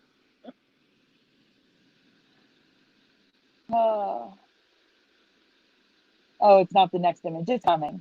But that's a sticker. The Rocky Balboa sticker has the head straight on. It's another image of the replica statue. Rocky running up the steps, head straight on. And here is Sylvester Stallone posing multiple times in front of the statue, head straight on. Thank you, True T&D. It wasn't hard to find. I mean, I don't think anyone's noticed this yet. But Maybe again, it's probably more because it's famous here because we're in Philadelphia, where Rocky was filmed. Wizardry remembers. Yay. Thank you, Wizardry. So, yeah, that's about all the residue I could dig up. I mean, there's more residue of people posing, but I think that was all the relevant residue. Okay, so next one. I don't know who's going to agree with me on this one, but can you go to the flowers? You see the flowers right there, the yellow one on the bottom left right there?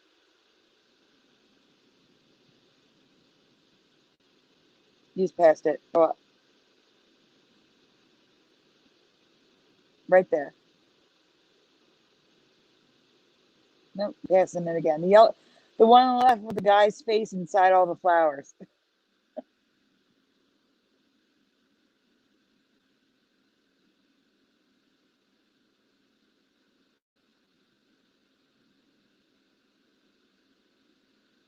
Curious, are you muted? Oh, sorry about that. Okay. Oh, no, it's okay.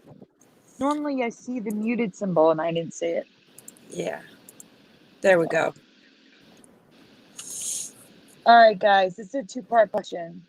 And you may not agree with me, but I agree with me, so I went for residue hunting to show you guys what I remember. Journalist and author Ernest Hemingway. Spell his last name.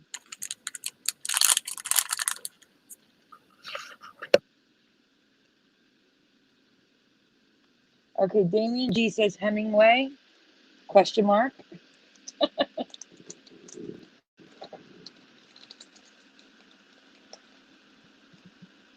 Okay, everybody. Hemingway. That's a different spelling, Wizard. I didn't look for that. True TNT says Hemingway with 2 M's, and that is what I remember. It is 1 M now, but I do remember 2. It's okay, PG2424. You can always go back and rewind to watch the interview later on. Second question. His granddaughter. What's her first name? Begins with an M. I can't say it because it'll give it away. Does anyone know her first name? It starts with an M and ends with an L. You can't see it because of the images at the bottom.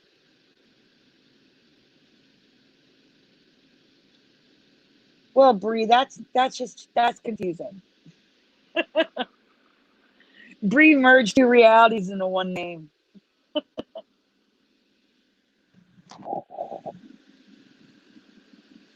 Wow, True TNT is like right in my reality this whole time.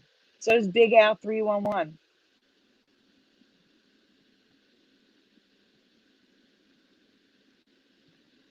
All right, so here's the thing, guys. Her name is Mariel with an A, not Muriel. I remember Muriel. And as I said, I remember Hemingway with 2 M's. And Teresa found this wonderful t-shirt with 2 M's right on it. Thank you, Teresa. You're welcome. The residue is going to be all mixed up. I have residue of Mariel Hemingway. That shouldn't even be in there. You can skip that. That's from a different Mandela Effect.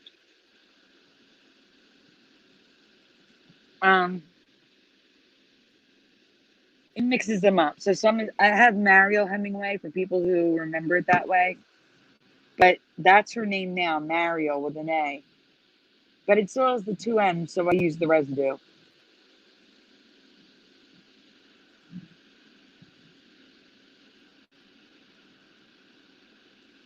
Right on the book, it says Hemingway with 2 M's.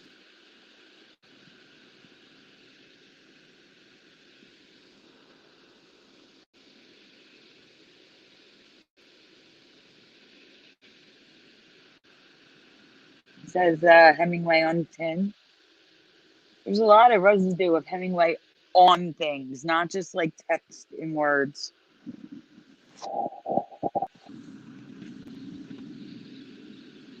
That's the thing, Karen. 1 M looked wrong to me.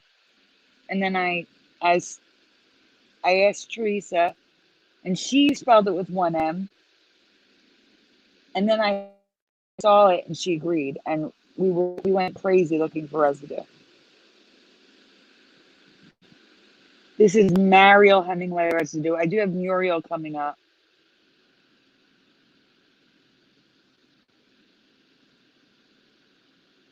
But every Mariel has the 2 M's.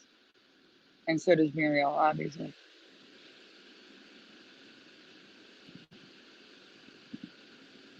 This is in a book. Muriel Hemingway, exactly how I remember her.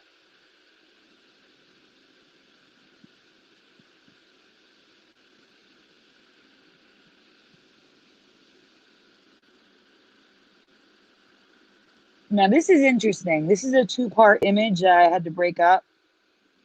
These people met her, and they have Muriel Hemingway here with 2 M's. And then the next image, which you're going to see, looks very similar. Hopefully, Flickr put them in the right order. It says Mariel Hemingway. It's not. I'll point it out when it shows up. They spelled Hemingway wrong twice, and they used Muriel and Mariel in the same article. This is the Hemingway letterhead, and they have Charlie Hemingway.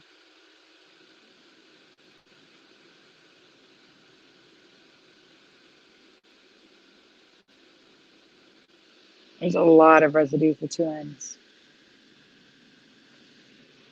Now it's 1 on the flask, but 2 in the title. There's a lot like that.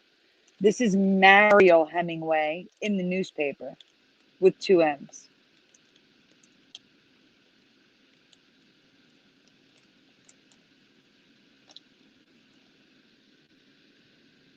This is from Family Guy. Ernest Hemingway, 2 M's.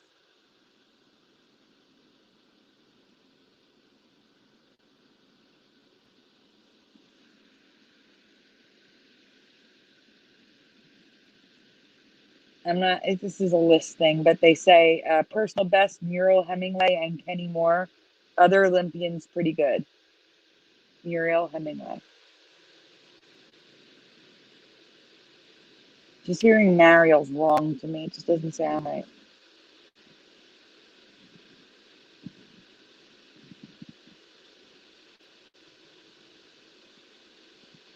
That's a good question, PG2424. I should check. I'm going to check after. Well, if anyone's able to check, I can't, because then I can't see what we're looking at. So this is, Superman is probably the most known thing that she's known for.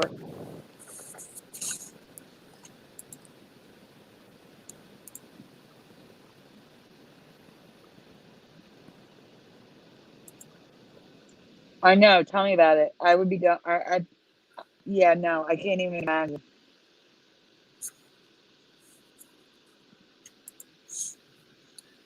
I have to go look.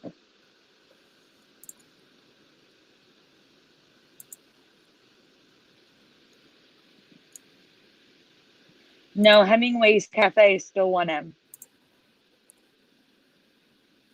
So it did not. This is interesting. Oh, can you go back 1 second? Because I wasn't looking. Go back to the previous image, the envelope. Teresa found this. This is issued by the U.S. Postal Service, I believe. I'm waiting for it to get on my screen. And underneath it says Hemingway with 2 M's, but it also says 2 M's on the envelope, first day of issue. So the U.S. Postal Service remembers Hemingway with 2 M's.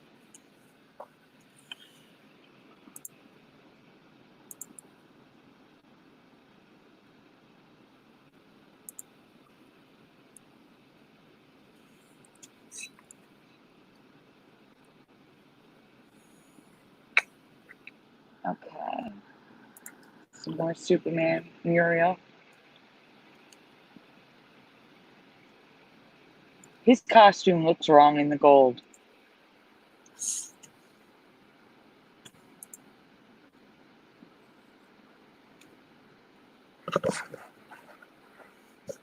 There's the Ernest Hemingway fishing tournament with 2 M's. The residue for this is everywhere.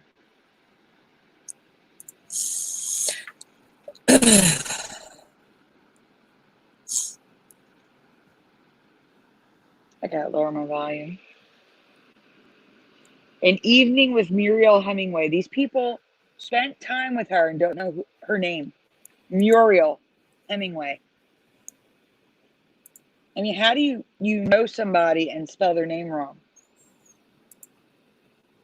Were they calling her Muriel all night? And her name's Mariel? That's weird, right?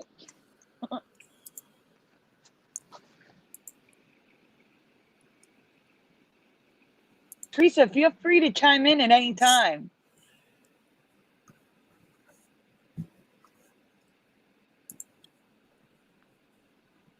Hello. Oh, there she is. No, I'm just letting you go. Do your thing. Yeah, but you found half this stuff.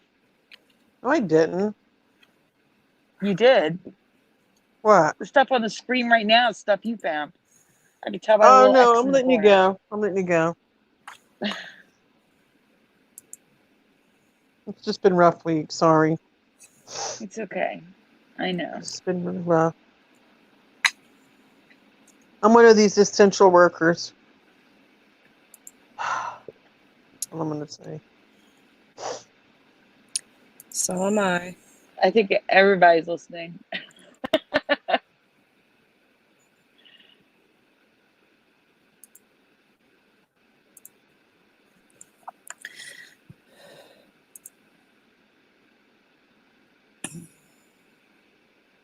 Yeah, there's just I think they get the point. There's plenty of residue. It's on books, in papers. I definitely remember 2 M's, Sandy. Me too. Yeah. The 1M does not look right. It's No. too short. Were there any restaurants named after him that might have the 2 M's, like restaurants or bars Yes, or but something? they don't have. Yes, but they don't have the 2 M's. Oh, okay. Just wondering.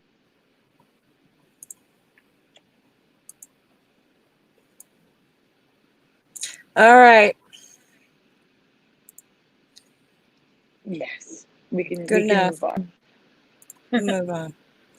Okay. Okay. To the next one. Let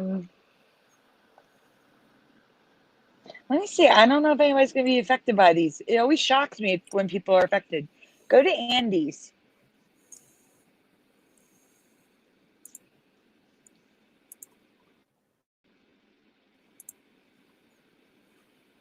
Guys, next question. Because Curiouser does not remember what I remember. I already know because she answered me. Okay. So, the question for the chat is, And this one, it's all right. I remember these as Andy's blank. What do you guys remember there? Andy's, if you were to ask for these, what would you call them? Andy's what?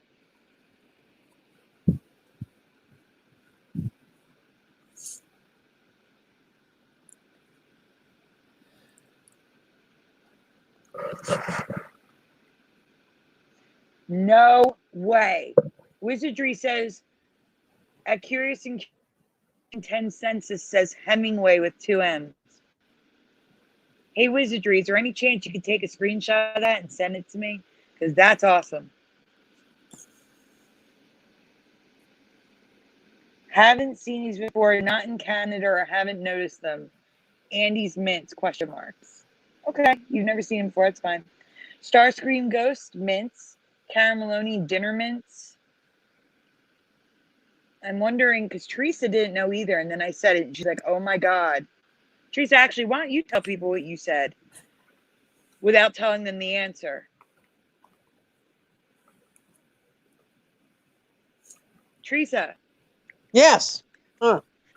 Without telling them the answer, tell them what you said when I told you the answer and you realized it was a change. You mean what I thought they were called? No, I No. mean your reaction when you realized I might be right.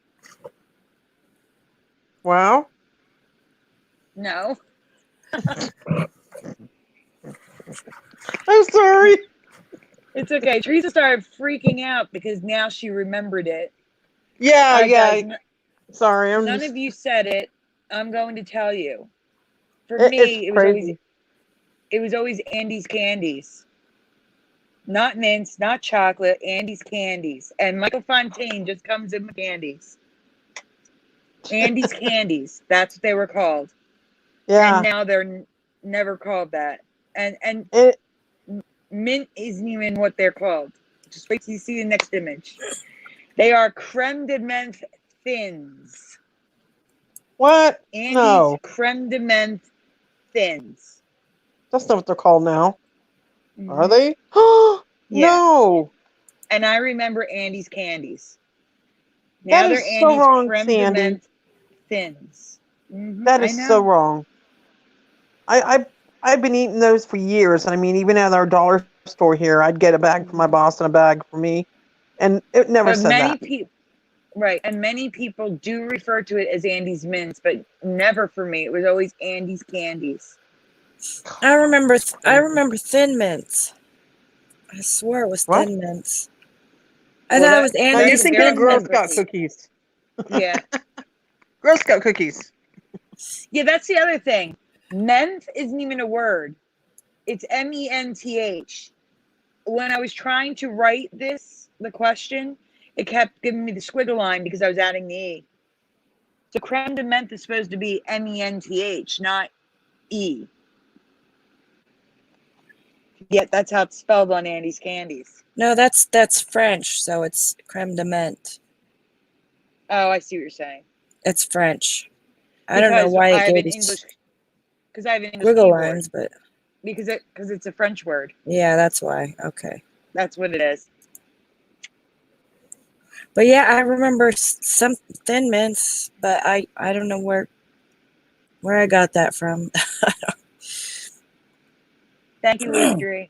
So right here, oh wait, I can't see. It's moving around too much.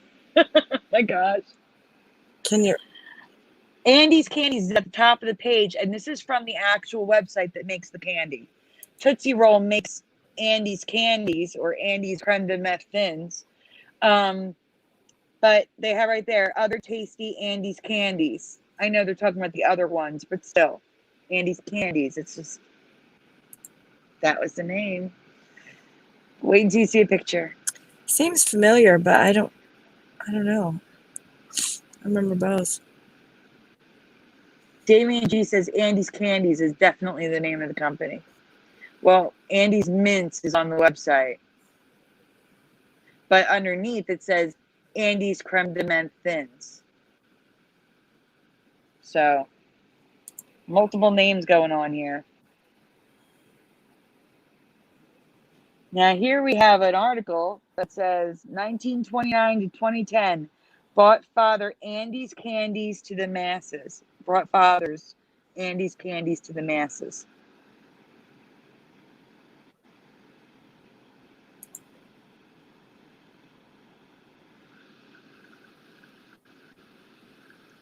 Andy's Candies. And it's all throughout the article too. And then I have people tweeting it saying, look, it's Andy's Candies Mints.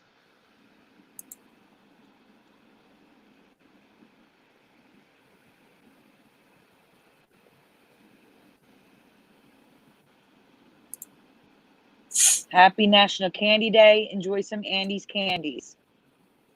Not creme de menthe thins or even Andy's Mints.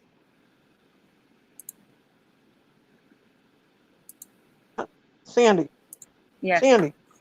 Yes. Now I gotta buy these tomorrow. Thank you. Oh, I'm sorry. No, because I'm going grocery shopping tomorrow. Now all I have on my mind is to go buy these. Thank you. No problem. Yeah, except the thing is, I wasn't around in 1921. I've only known them as Andy's Candies. That's all I've ever known them as. I was never there. There was a store, and I was never in the store. I never Always- saw it. I never saw it in French before, though. No, I never saw it in French either. Till you showed this. And I've never seen the word fins on it either. I don't buy these. We get them at Christmas time and usually bake with them. Everyone's referring to them as Andy's Candies. It's crazy. Doesn't say Andy's Candies anywhere on the package. This is the old store. It says Andy's, the peak of all candies. Or peak. Peak of all candies. And look at that number. That's D. Look at the 6 for a D. A really tall D. But yeah, it was always Andy's Candies for me. I didn't even know there was a candy store. I just thought it was a type of chocolate.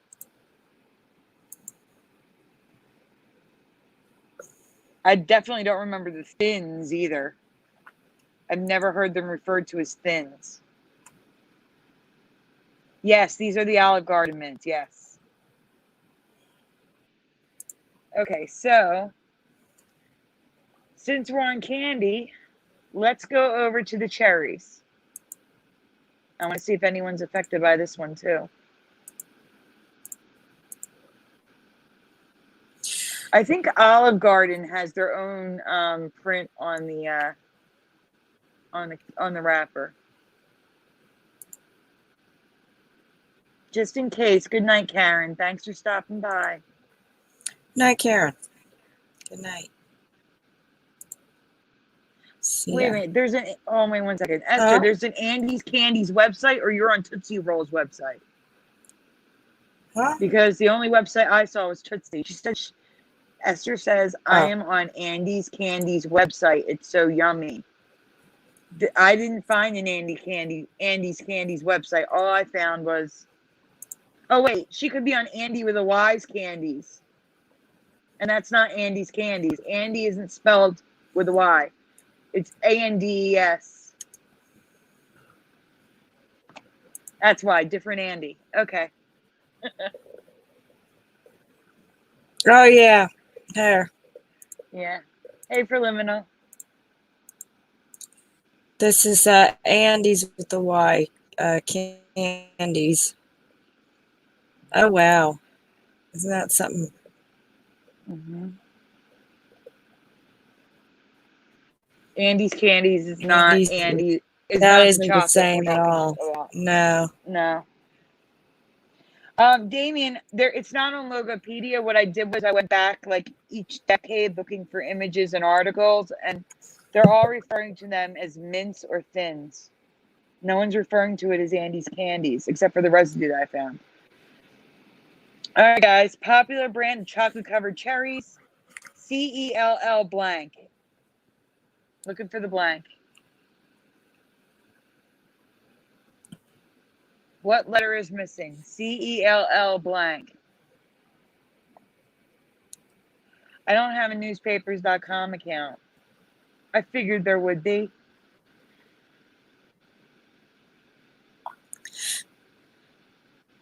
So PG2424 says O. Starscream Ghost says O. You guys are making me proud right now.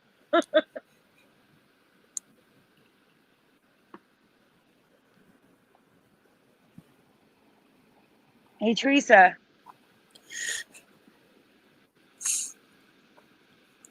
Teresa. Yes. Yeah. They're remembering an O in the chat. No way. Way. Whoa. Proud of you guys. Yeah. All right, guys. So when I found this, I almost fell out of my chair or my bed. My bed. It's cello now with an A. No, it was cello for me. We get them every holiday, every Valentine's Day, Christmas time. I love chocolate covered cherries. They're my favorite. What do you call it? Like a box candy, like like the things you would find in a candy heart, but specifically cellos, not cellos. That's wrong. It was an O. For me, it was an O. And apparently for PG2424 and Starscream's Ghost, it was an O too. But it's now an A. Cellos. Cellos, chocolate covered cherry.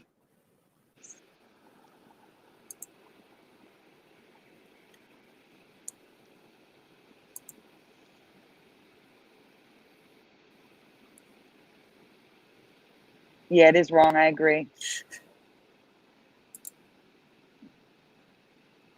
Growing up, cellos were always such a treat. My mom loved them. Yet he doesn't know what they're called.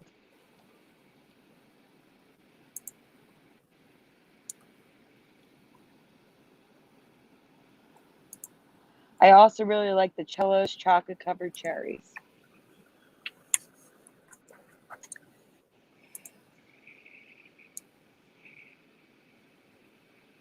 And I agree with this comment. I'm not a fan of the Queen Anne type with the white, with the cream inside. I like cello. Not these cheapy cellos. My mom was nuts about these.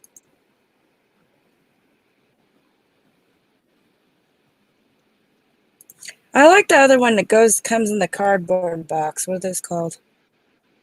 These come in a cardboard box. Oh, like a. Oh, you mean like the little Shorter. square one? Yeah. Like a rectangular? Yeah. That's the Queen Anne. That's the one that I don't like. I like those Queen Annes. Mm-hmm.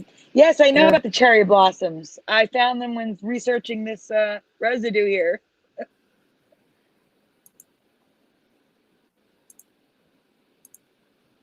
So in 2002, it was still a no for you, Chancellor Napa.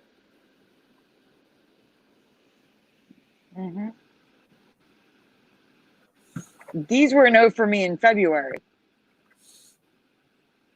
Oh, there's Andy's mints. Yeah, mints. So I said I see them referred to as mints. I've never. I know they're mint, like chocolate and mint, but they've always been Andy's candies for me. Mm-hmm.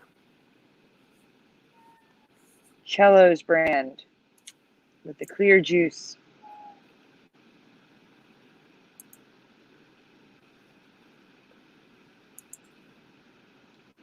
I mean, the residue is everywhere.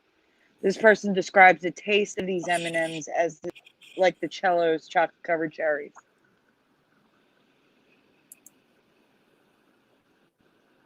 This is definitely an ME for me. It was definitely not an A. Yeah, where are the cherry M&Ms? That's an ME for me. Sounds good. I did see them one year. Maybe they bombed and they don't have them anymore. Huh. Yeah, could be.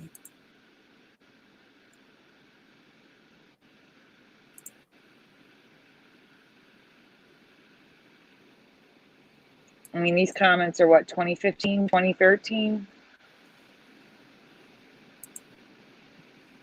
I stick to Cello's chocolate-covered cherries, in case anyone wants to be my Valentine.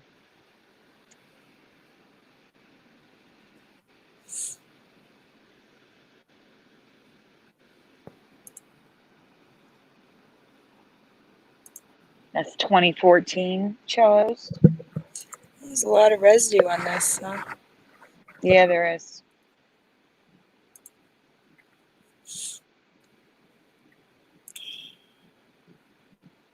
The peanut one, I think. True TNT's asking which M&M is the dumber one. Pretty sure it was the peanut one. This is a Cello's chocolate-covered cherry bath bomb.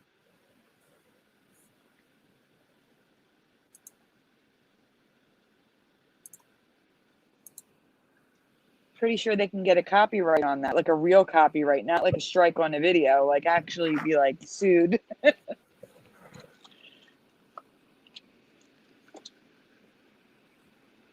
Teresa found this one. It's a holiday box, and it says in the gift box there's Cello chocolate covered cherries. Yummy. Yeah. Mm.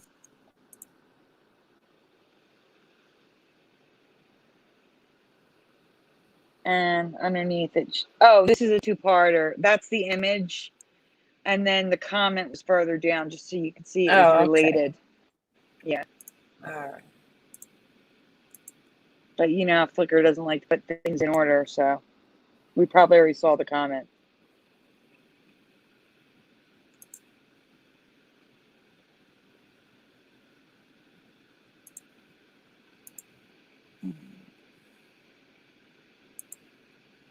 No way.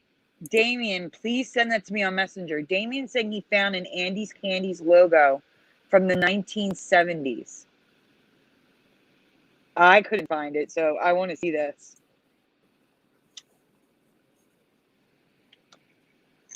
I need to see this.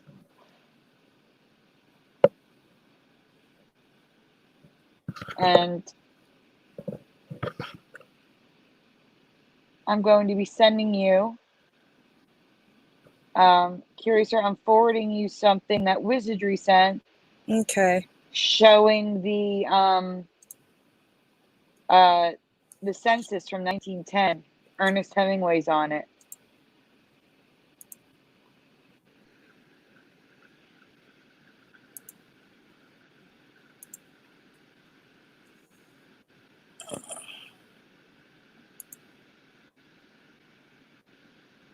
I was wondering what you were saying, Chancellor Nafra. Sour cherries.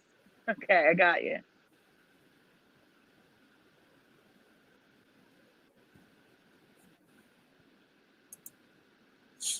Teresa, are you looking at the chat?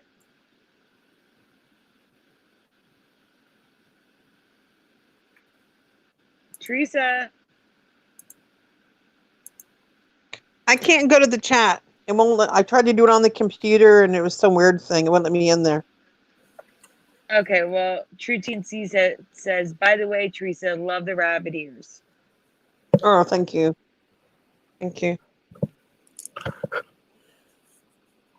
Yeah, so this is the 1910 census, and Ernest M. Hemingway, 2 M's. Nice find, wizardry.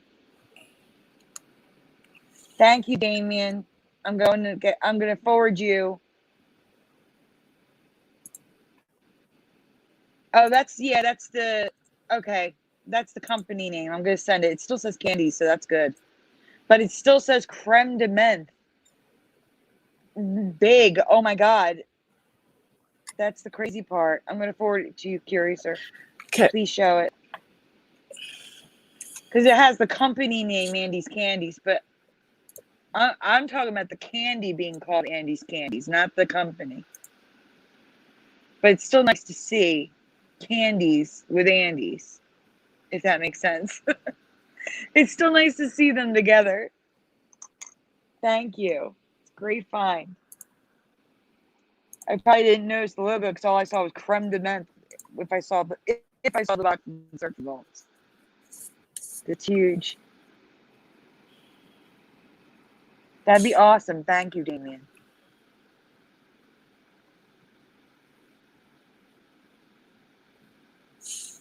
Oh, it's small. See, The candies is Andy's, up there. but see on the side it says Andy's creme de menthe. But it also says candies up here, so. Because that's the company name. Andy's Candies. Huh. I'm saying I don't think Andy's Candies, the store, exists anymore. And this is what's left of it. And these became, in my timeline, these became Andy's Candies. Does that make sense? I think that's what happened in my timeline.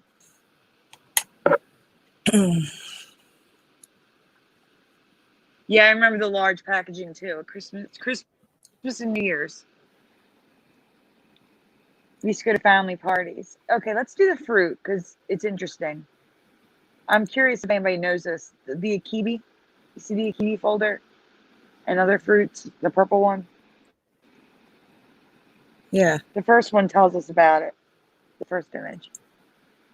Has anyone ever seen or heard of the akibi fruit? No. I love the color of it. There's other fruits in here as well, so they're after the akibi. Here's the kicker about this fruit. It smells and tastes like chocolate. Oh my Just like that God. chocolate pudding fruit. This smells and tastes like chocolate, and it's from Japan, North Japan, China, and the Korean Peninsula.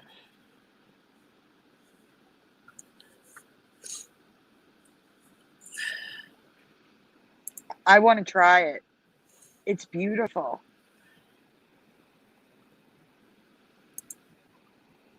That is like the prettiest shade of purple. But it also comes in white. I have an image of it. These are just images. Inside is like this fibrous white pulp with a ton of black seeds in it.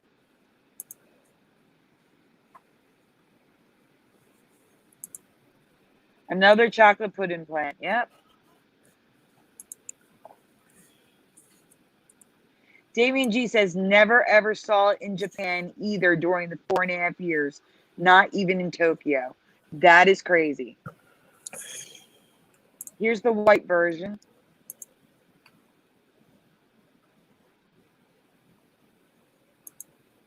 I guess you can fry it up as a vegetable. That's what's happening in this picture.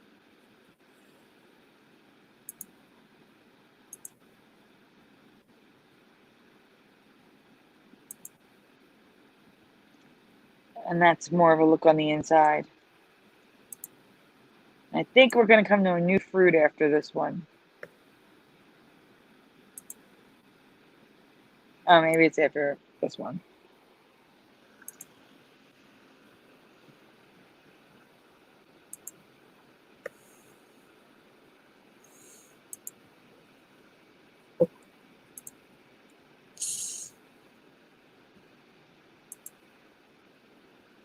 Okay, so this is called the miracle fruit. Miracle fruit.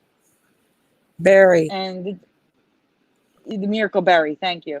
And it's below the description. Oh, it's not there. That's not good. I need to get you the description of the miracle berry.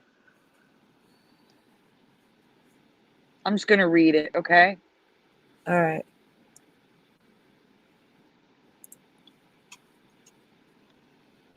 Okay, hold on a second. Is a plant known for its berry that when eaten causes sour foods such as lemons and limes, subsequently consumed to taste sweet. This effect is due to miraclin. Common names for the species and its berry include miracle fruit. I was right, it was also fruit. Miracle berry, miraculous berry, and sweet berry. And in West Africa, where the species originates, agbayum. The berry itself has a low sugar content and a mildly sweet tang. It contains a molecule with some trailing carbohydrate chains called miraclin, which makes sour foods taste sweet. So it's a miracle. Huh. Never heard of it.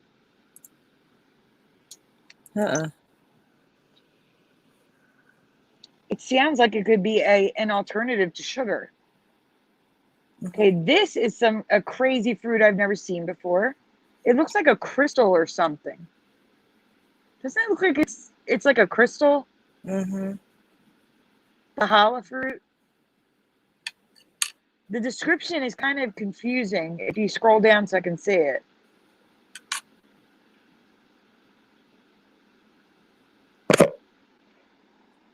Because it says a species of, I can't see it on my screen yet.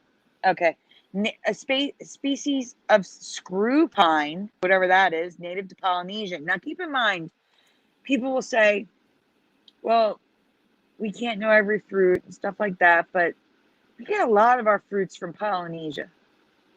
Like, I believe that's where the pineapple really originated from. I don't understand how this is beautiful. How is this not brought over here? Mm-hmm. The fruit can be eaten both raw or cooked and even used as dental floss. That's what got my attention right there. They use this as dental floss. And wedges are made into necklaces. So how do they make the fruit into necklaces? I don't understand. Never heard of it, ever. Never seen anything like it, ever. This I have seen before, but in case anyone didn't see it, I saved it. This is the Buddha's hand. I guess it's like a squash. It grows like this.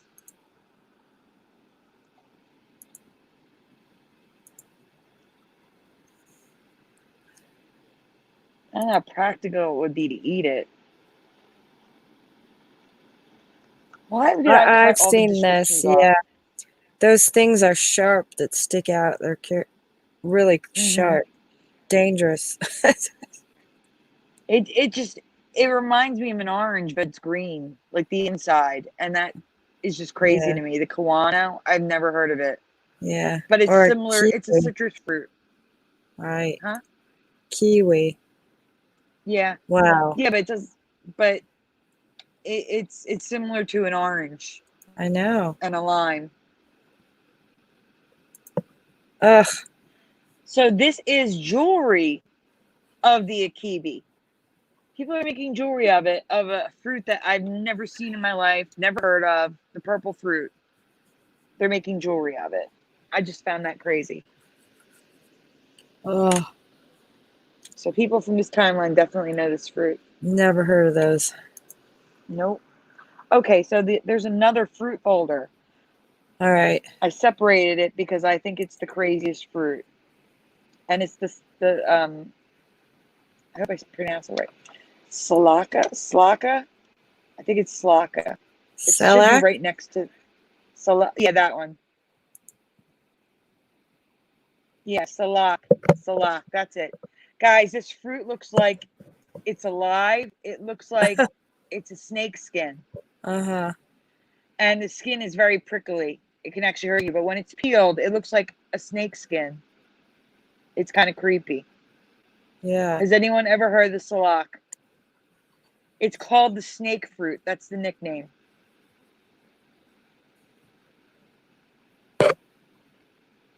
The skin can prickle you, so peel it carefully. It resembles pineapple and banana with nuts. That's how it tastes. A nutty pineapple banana flavor.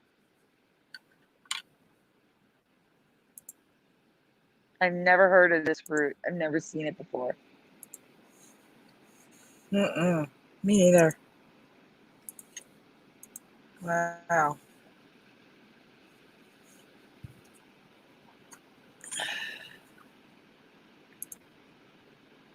That's comparing it to a chestnut.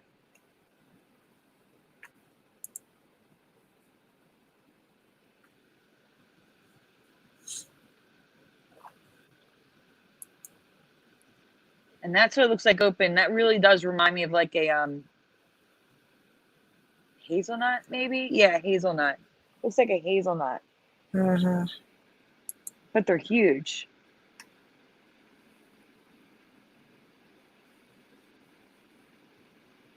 I mean, if I saw that laying on the ground, I probably think it was an egg.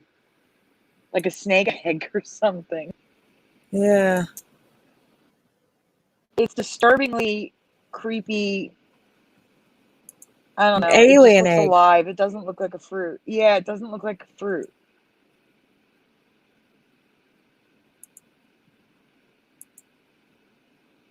And that's the seed, the fruit, and the skin. Huh.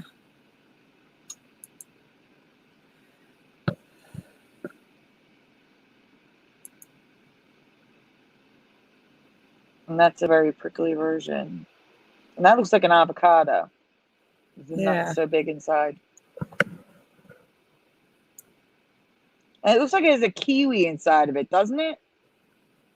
Mm-hmm.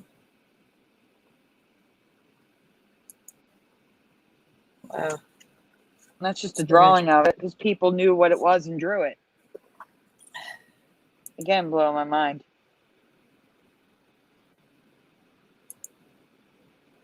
See, even when they're piled up like that, they don't look like fruit to me. It's No. unsettling. That's the word I'm looking for. It's unsettling. Huh.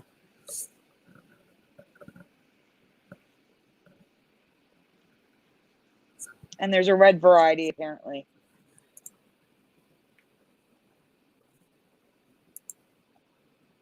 Looks like it's a darker fruit as well. The red one. And that's just telling you about it. We lost Teresa. Teresa, come back.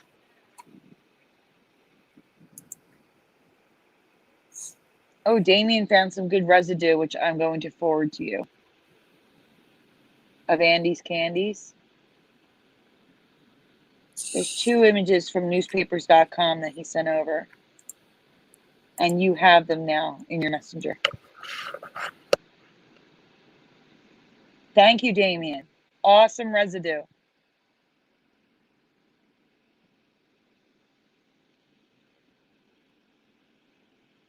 Welcome, Dwight Vanderpool. Aurora 1, the 4th side of 3 is 1. Guys just showing up? Or are you just typing now?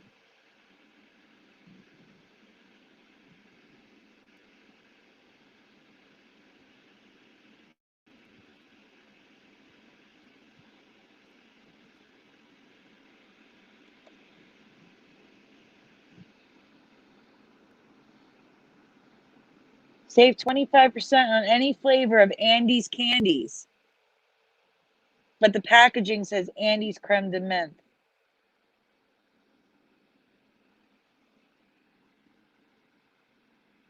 Everyone loves Andy's candies. 4.3 something dessert recipes using Andy's candies. Free cookbook from Andy's candies. And look at the broken A's and D's and the merging of the C and the A. No.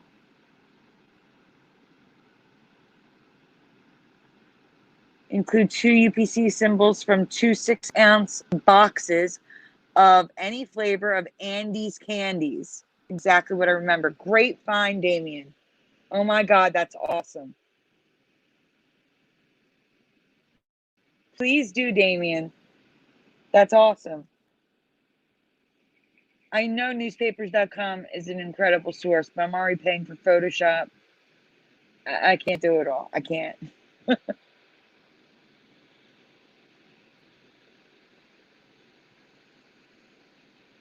Teresa, where are you? Come back.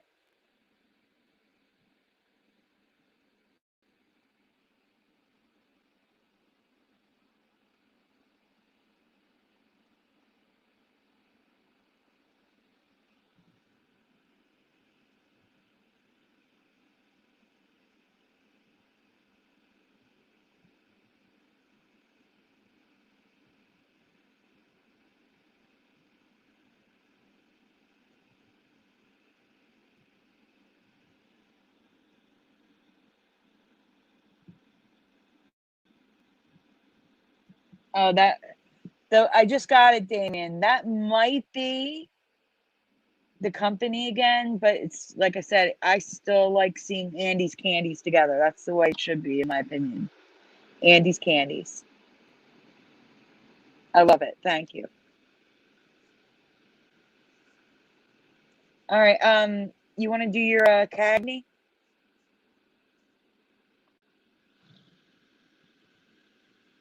Curious, sir? Okay. Okay. All right.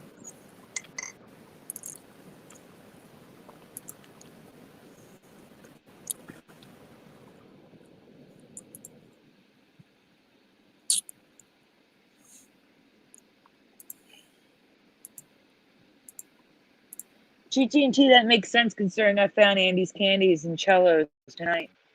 Actually, this afternoon. Teresa told me to slow down.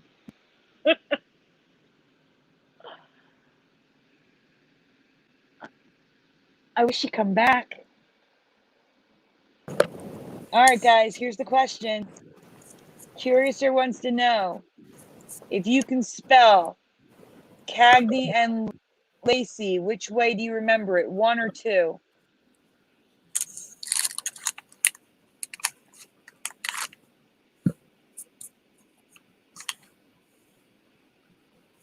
Star Screams Ghost says 1. Damien G says 1. Dwight Vanderpool says 1.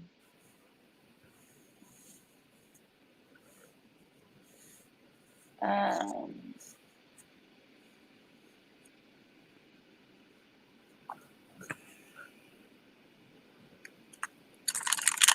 no. I hope your wife stays safe, Wizardry.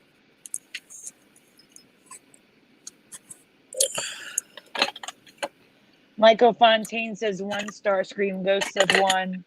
Rich Masanic says 2. PG2424 says 1.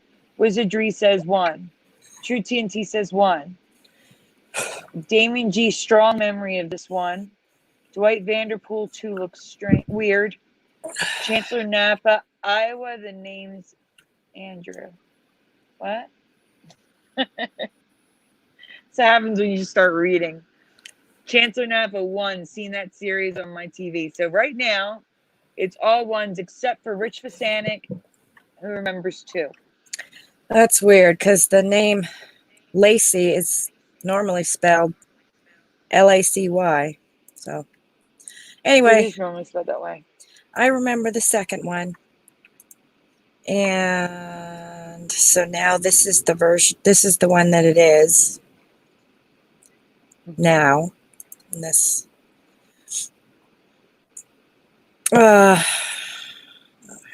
hold on. All right. So here's a little bit of residue here. Cagney and Lacey's. Cagney and Lacey again over here. Can you see? Oh, there we go.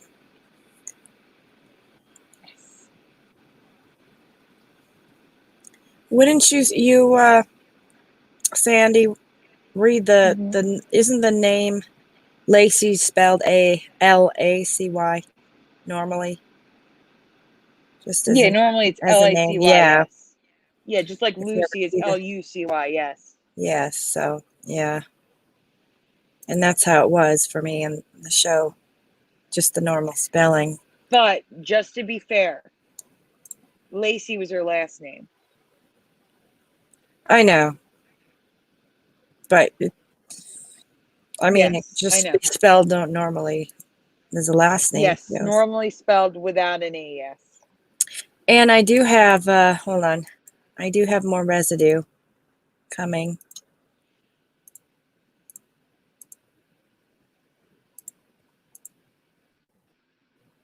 Okay.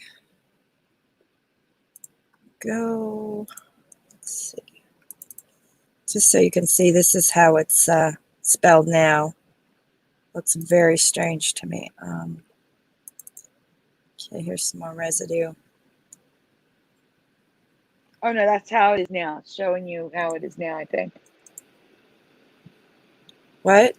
Oh, Yeah. oh, no, there's a couple images in here because I wanted to point out the pattern of Mandela Effect where they add taglines. There's taglines in Cagney and Lacey now. What? And that's what some of those images were. Yeah, that's why I threw them in there. I have to go back and see which, like, show the image with from the newspaper. What? What? I don't know What why. image? Right there. Like on the DVD box, they'll say Cagney and Lacey, The Return, things like that. Like there's stuff on. I Here? don't remember that. Let me see. Does it say it there underneath? What? This is how it is now. I just wanted to show how it is now. Right, but I'm trying to see underneath it. No, that's not one. That's just showing how it is now. Yeah. No, there's yeah. like And then there's other images in the folder where it says like Cagney and Lacey, The Return. There's these taglines that I don't remember.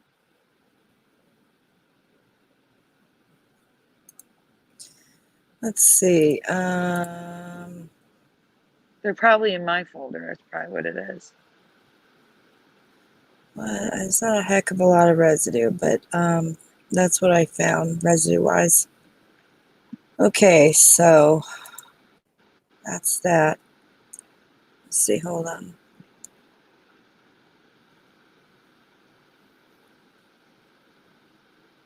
I agree. True TNT says, I'm not going to say it though, that they look more feminine now than they did when we watched the series. Do you agree with that?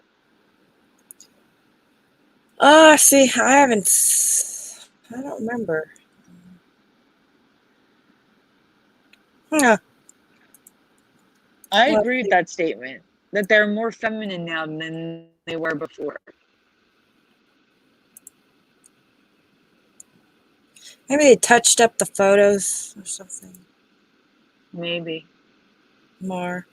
I don't know. I also wanted to share this residue. I don't know if this is residue, but it looks like it's green on top. So Yeah, found this. that's good. I mean, whatever it is, they might just have it upside down, but it looks right side up too. So could be residue. If they put it upside down, why would they take a picture of it? I I think they know. intended it that way. Really, exactly. All right, and I just wanted to also share one thing. I don't know, how do you pronounce that? Chelyabinsk event of the 2013. There was a what was it? Asteroid that hit the Russia. meteor that hit the Earth in Russia.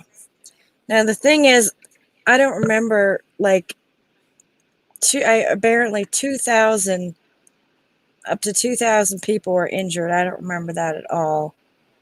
And now it's showing like all these pictures and stuff. I don't remember. I remember just a couple pictures of it. but I apparently agree. it's a lot. It's a lot of damage. It damaged a whole 7,200 damaged buildings, collapsed factories, shattered windows, etc. I don't remember any of that being, That's from Russia crazy. in the news or anything. That was a lot of damage. I remember. I don't even remember one building being damaged, and I was following that too a lot. I was reading up on it a lot at the time. So now it's like this huge thing. I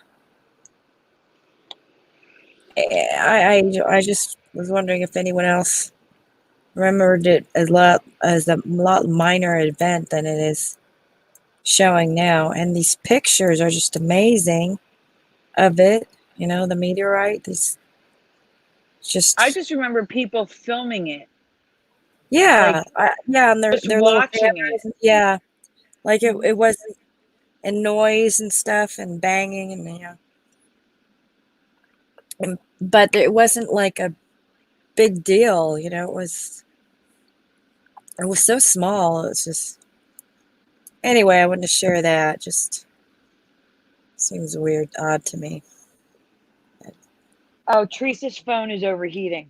She got kicked out because her phone overheated. Okay, figured. Well, we've got to get her laptop to work again. Mm-hmm.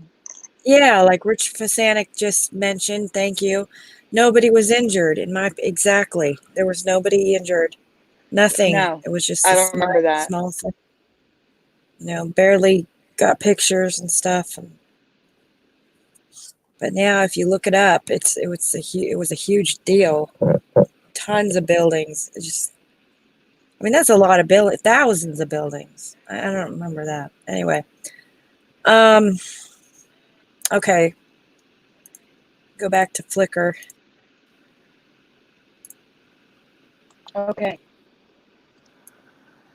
All right. There's a lot of people here who I did not see in the chat on Mandela Monday. So we're going to hit up some Mandela Monday stuff. And if you were there on Mandela Monday, it's okay. Just answer what you answered on Mandela Monday. We're going to hit up the Pink Panther.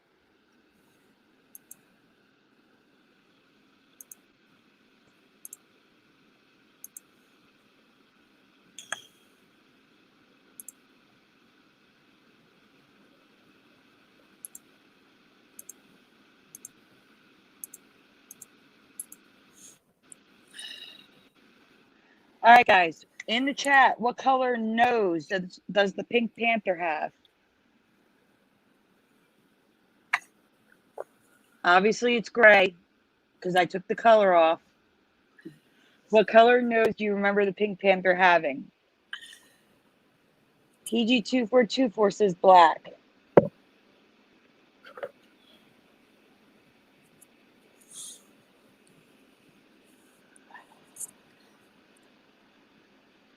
It's okay, True TNT. I understand. Rich Fasanik says black. Wizardry knows this one.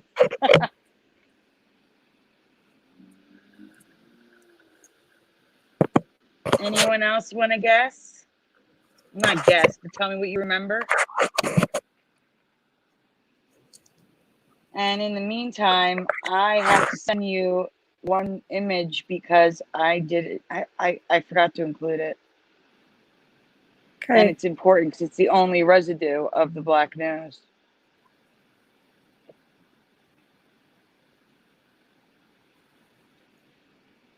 Because yes, it's not a black nose now, and there's only one image that I found that had a black nose.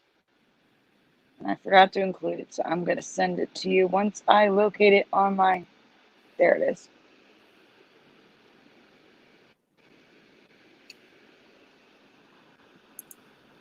Okay. I just sent you the black one. All right, guys. We have white, black. Anyone else?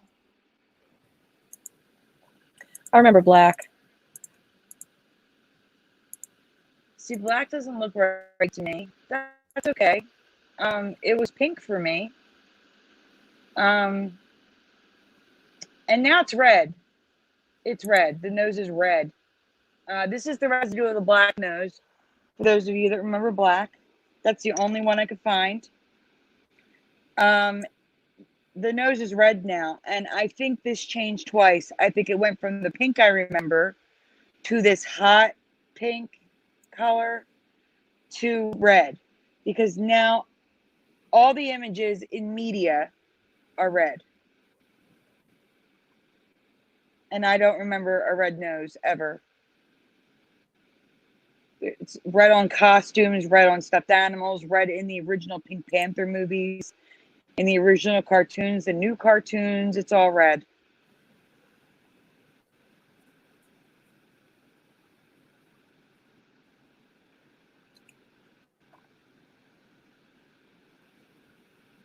So this is residue of the pink that I remember, and Starscream's Ghost remembers. I don't have any residue of white. I'm sorry, Chancellor Napa. I believe you, PG2424. That's why I sent the one piece of residue that I found.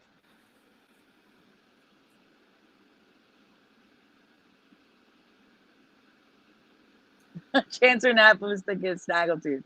It's all good. They do all copy off each other. So this is more red. It's red, guys. His nose is red now. He's got a clown nose. As you can see, the son of the Pink Panther, the movie, he's got a red nose. Cartoons, he has a red nose. It's just wrong.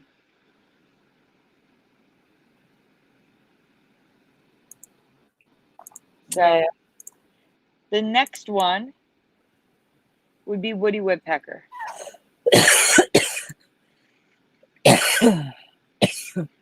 You okay? Yeah, it's okay. Okay. Okay.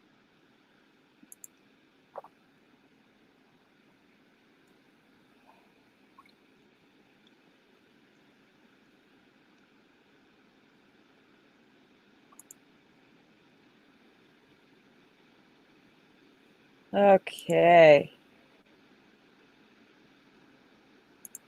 Now, Woody Woodpecker's a little weird, and I'll get to it when we get to it. But the first question is, it's going to be you're going to answer 1, 2, or 3. What color is Woody Woodpecker's eyes? It may be hard for you to see, so 1 is green. I wrote underneath, 1 is green, 2 is blue, 3 is black. So basically, do you remember an iris around his eye, his pupil, or do you just remember a cartoon eye with a black pupil? 1, 2, or 3? If you know Woody Woodpecker. And Curious, you said 1 or 2? I think I agree with you, what you said. Oh, okay. 1, Okay, and then sometimes 2. Okay, that's not what you don't agree with me at all. Oh. But it's okay. It's okay. So right now, Dwight Vanderpool says 1. Yeah. Benjamin Fitzgerald, welcome, says 3. Starscream Ghost says 3. Michael Fontaine says 1. Chancellor Napa says, my mom remembers 3. Wizardry 3. PG2424 says 3. Okay, so that's a good sampling. I thought I remembered 2, but then I think about it, and I think it's 1. And some of them were 2, and even some of them, like the real old ones, may have been 3. So, but that's my vague memory on that. Interesting you should say that. The real old ones are the ones with the color. Oh, what? I remember 3. It was never any color in his eyes, ever at any point. And when I saw Woody Woodpecker, I wasn't just seeing newer Woody Woodpeckers. I was seeing ones from the 40s. Because I was, in grade school, you learn the Roman numerals, and I would sit there and read the years. 1947, I was seeing 40s. In this reality, all 3 is correct. 1, 2, and 3. Wait a second. You had messaged me, you remember green. No, And that's not what I then you, said. okay. All right, in another reality, you messaged I'm me. gonna find that message. All right. I probably said, "So you remember green?" It was probably something like that, and you read it wrong. Oh. But the thing is, for me, it was always black, never a color. The eyes look Oh, human weird. now, and it's not right for me. And in this reality, all three are Woody Woodpecker, which makes no sense. That'd be like them adding an iris to Mickey Mouse. It doesn't make sense why they would do that. There are two artists that drew Woody Woodpecker. Yeah, I don't However, remember it bright green. No, that's the wrong color green. yeah, that's what people said. People said green in the chat, and then when they saw how it looks in the cartoon, they No, were appalled on Mandela Monday. Let me no. explain the two artists. There were two artists. However, they all drew all three versions of Woody Woodpecker with Wow. green, blue, and black eyes. Again, this is a change because in my reality, he never had a color to his eyes. It was just a black pupil. So this is green. I have two images each of green, two of blue, and two of black. It's creepy. Isn't the mask creepy, especially? Yeah, like maybe this Oh dark green. Yeah, real dark. Yeah, maybe.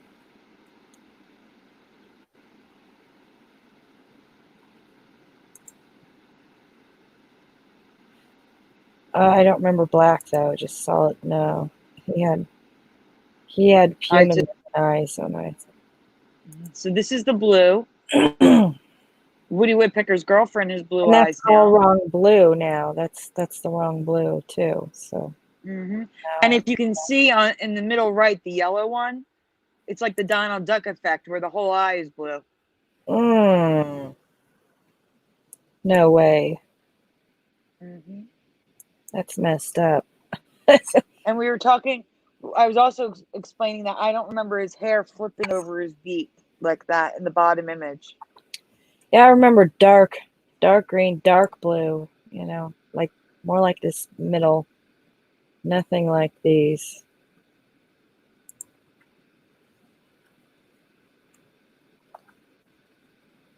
Thank you, PG2424. Yeah, this one bugged me. I mean, it's even blue eyes on the Jack in the Box. All right, so this is me showing you the timeline, how you can see the original one had green eyes, the 1941 had blue eyes, or green eyes. One of them's blue. It's hard to see. They have all different eye colors in the past. So the ones that I would have seen should have had color, and they didn't. They were all just black pupils for me.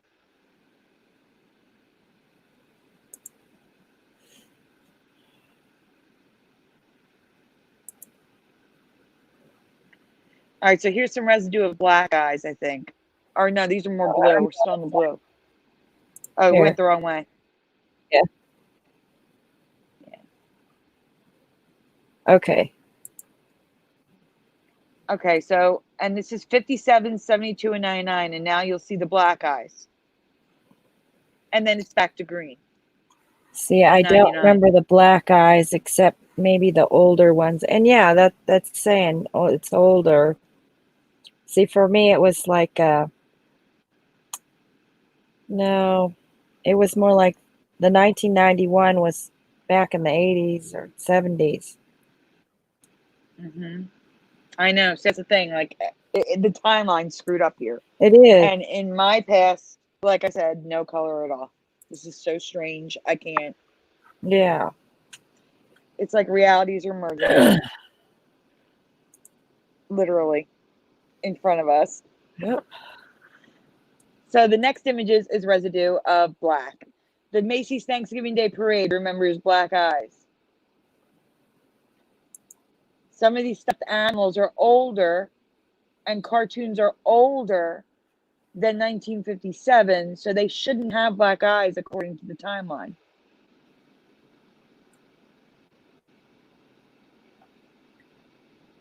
Oh, In some they're smaller and in some they're bigger.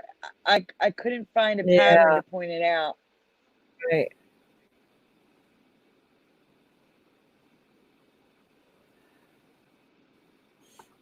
I mean, that toy on the left is old. You can tell it's old, and it's got black eyes when there should have been green or blue, according to this reality.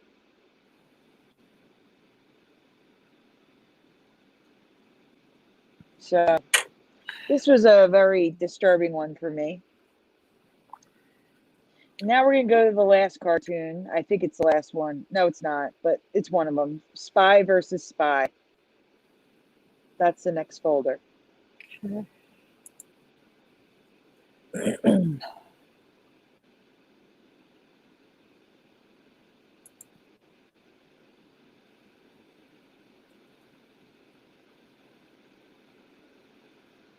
Should be at the top somewhere. Let me get out of there. The top right, I think.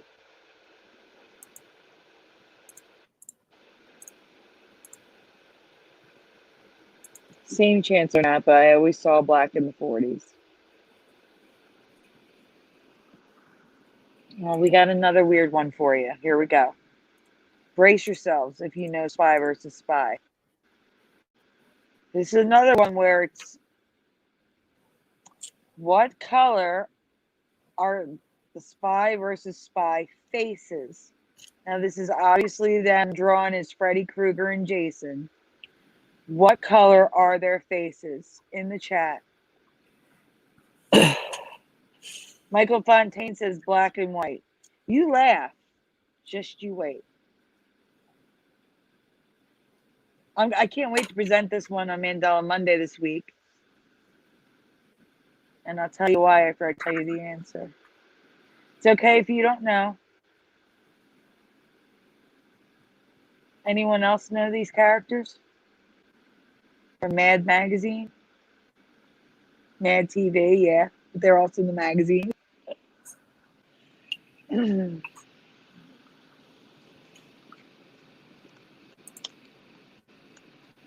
White Ghosty 333 says, "Hey Ghosty 333."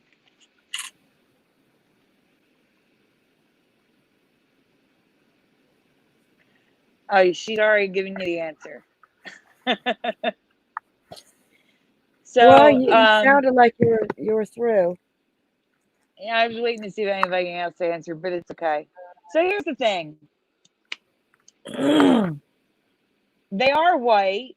However, in most official things like Mad magazines, cartoons, video games, they now have flesh faces, like skin, flesh tone, tan, yellow, not white and black.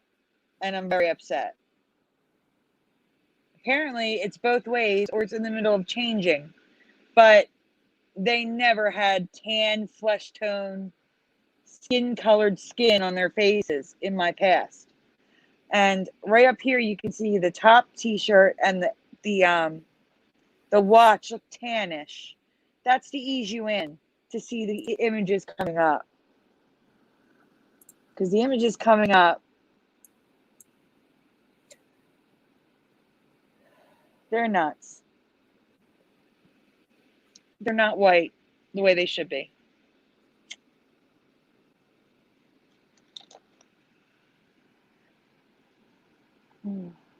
So I started seeing the tan, and they started getting a little darker. If you look at the top, the Spy versus Spy video game, they're almost like an orangey tan at that point in the video game.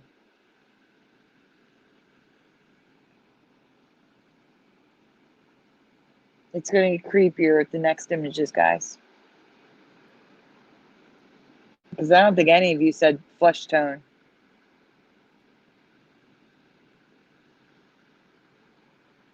Here we go. Here's more skin tone coloring. This is on the Sega game, Spy versus Spy. They had flesh tone now and orange. The little dolls that the Funko Pop, flesh tone. It doesn't look right. No, it's a major change for me.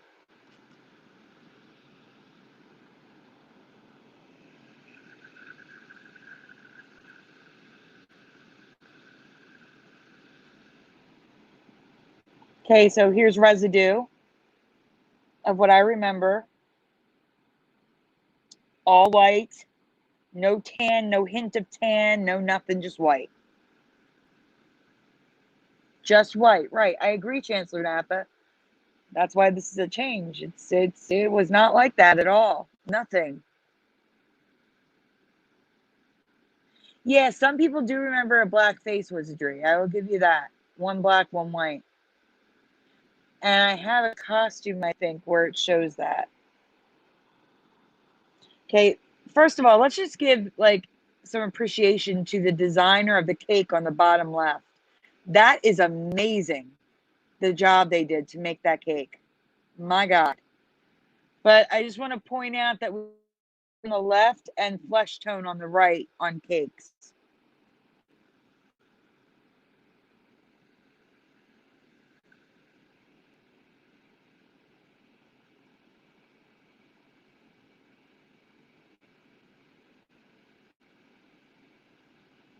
It's really disturbing.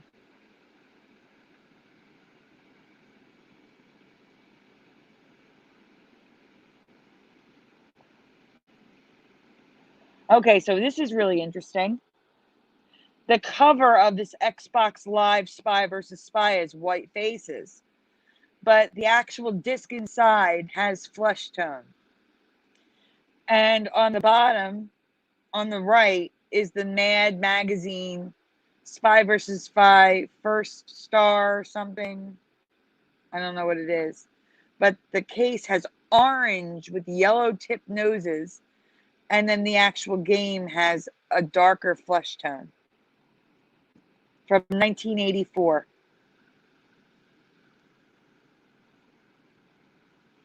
Happy Easter, Damien. Thank you so much for all your help with all the residue. That was awesome. You have a great Easter. Have a great night. Thanks for being here.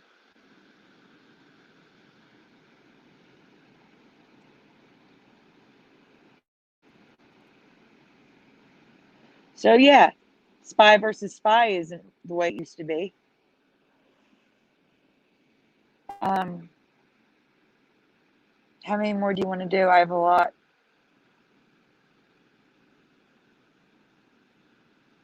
Curiouser.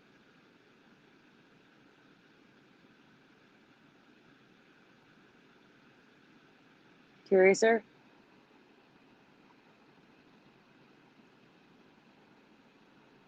Hello.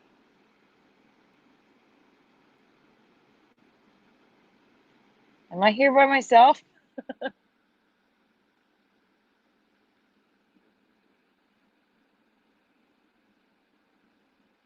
Curiouser?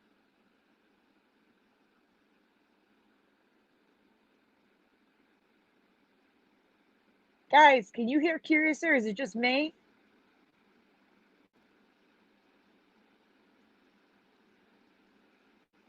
Oh, that's not good because she's got to end the stream.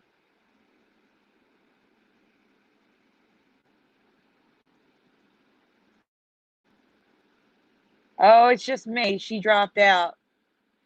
Great. Well, it's the Sandy show again. Let me think. Ah. Oh, there she is. Can I hear her though? I can't hear her.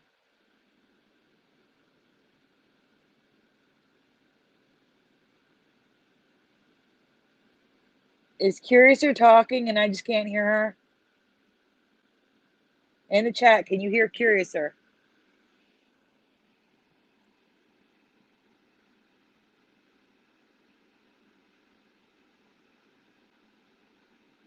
Can anyone hear Curiouser? Oh, I can't hear you. No one can hear you. You have to leave and come back. Or you're muted, but no one can hear you. The chat's saying no. All right, she left. Hopefully when she comes back, we can hear her.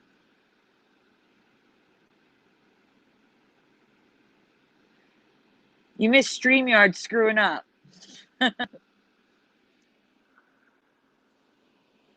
They did warn us that there could be technical difficulties because of how much people are streaming right now. Still can't hear her. All right, guys, if we can't hear her, we're going to have to call it a night. Hello, Curious, sir. We can't hear you, though.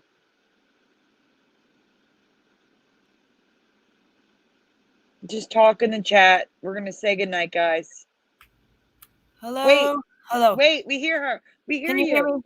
me? We can hear Something's you. wrong with my headphones. Uh-oh. Yeah, something's wrong with them because I just unplugged my headphones and it's just my my laptop top microphone. So that's probably why something's wrong with them. So Okay. I don't know That stinks. what. Yeah, that does. That's messed up. I don't know what the heck that's about. I'll have to figure it out. Yeah, I think we're gonna have to call it a night, everyone. So Yeah. I'm gonna get these fixed or whatever. See what's going on. I don't know. Yeah, they tend to Yeah. go. They're not, unless they're like like an Apple AirPod. The wired ones, they don't usually last longer than 6 months to a year. Oh, really? Wow. Yeah, they tend to, the wire is only so durable before it starts to, Wow. you know. Because Yeah. I was And hoping. remember when your laptop fell last week? It could have pulled the cord and messed it up. Yeah. I hope not. Let me see. Yeah, I was hoping All right. Well, I'll have it fixed by next show. Okay, so everyone, this has been a great show. And goodbye and so glad you made it. And good night and happy Easter, everyone. Happy Easter, everyone. Thanks for being here. Good night. Good night.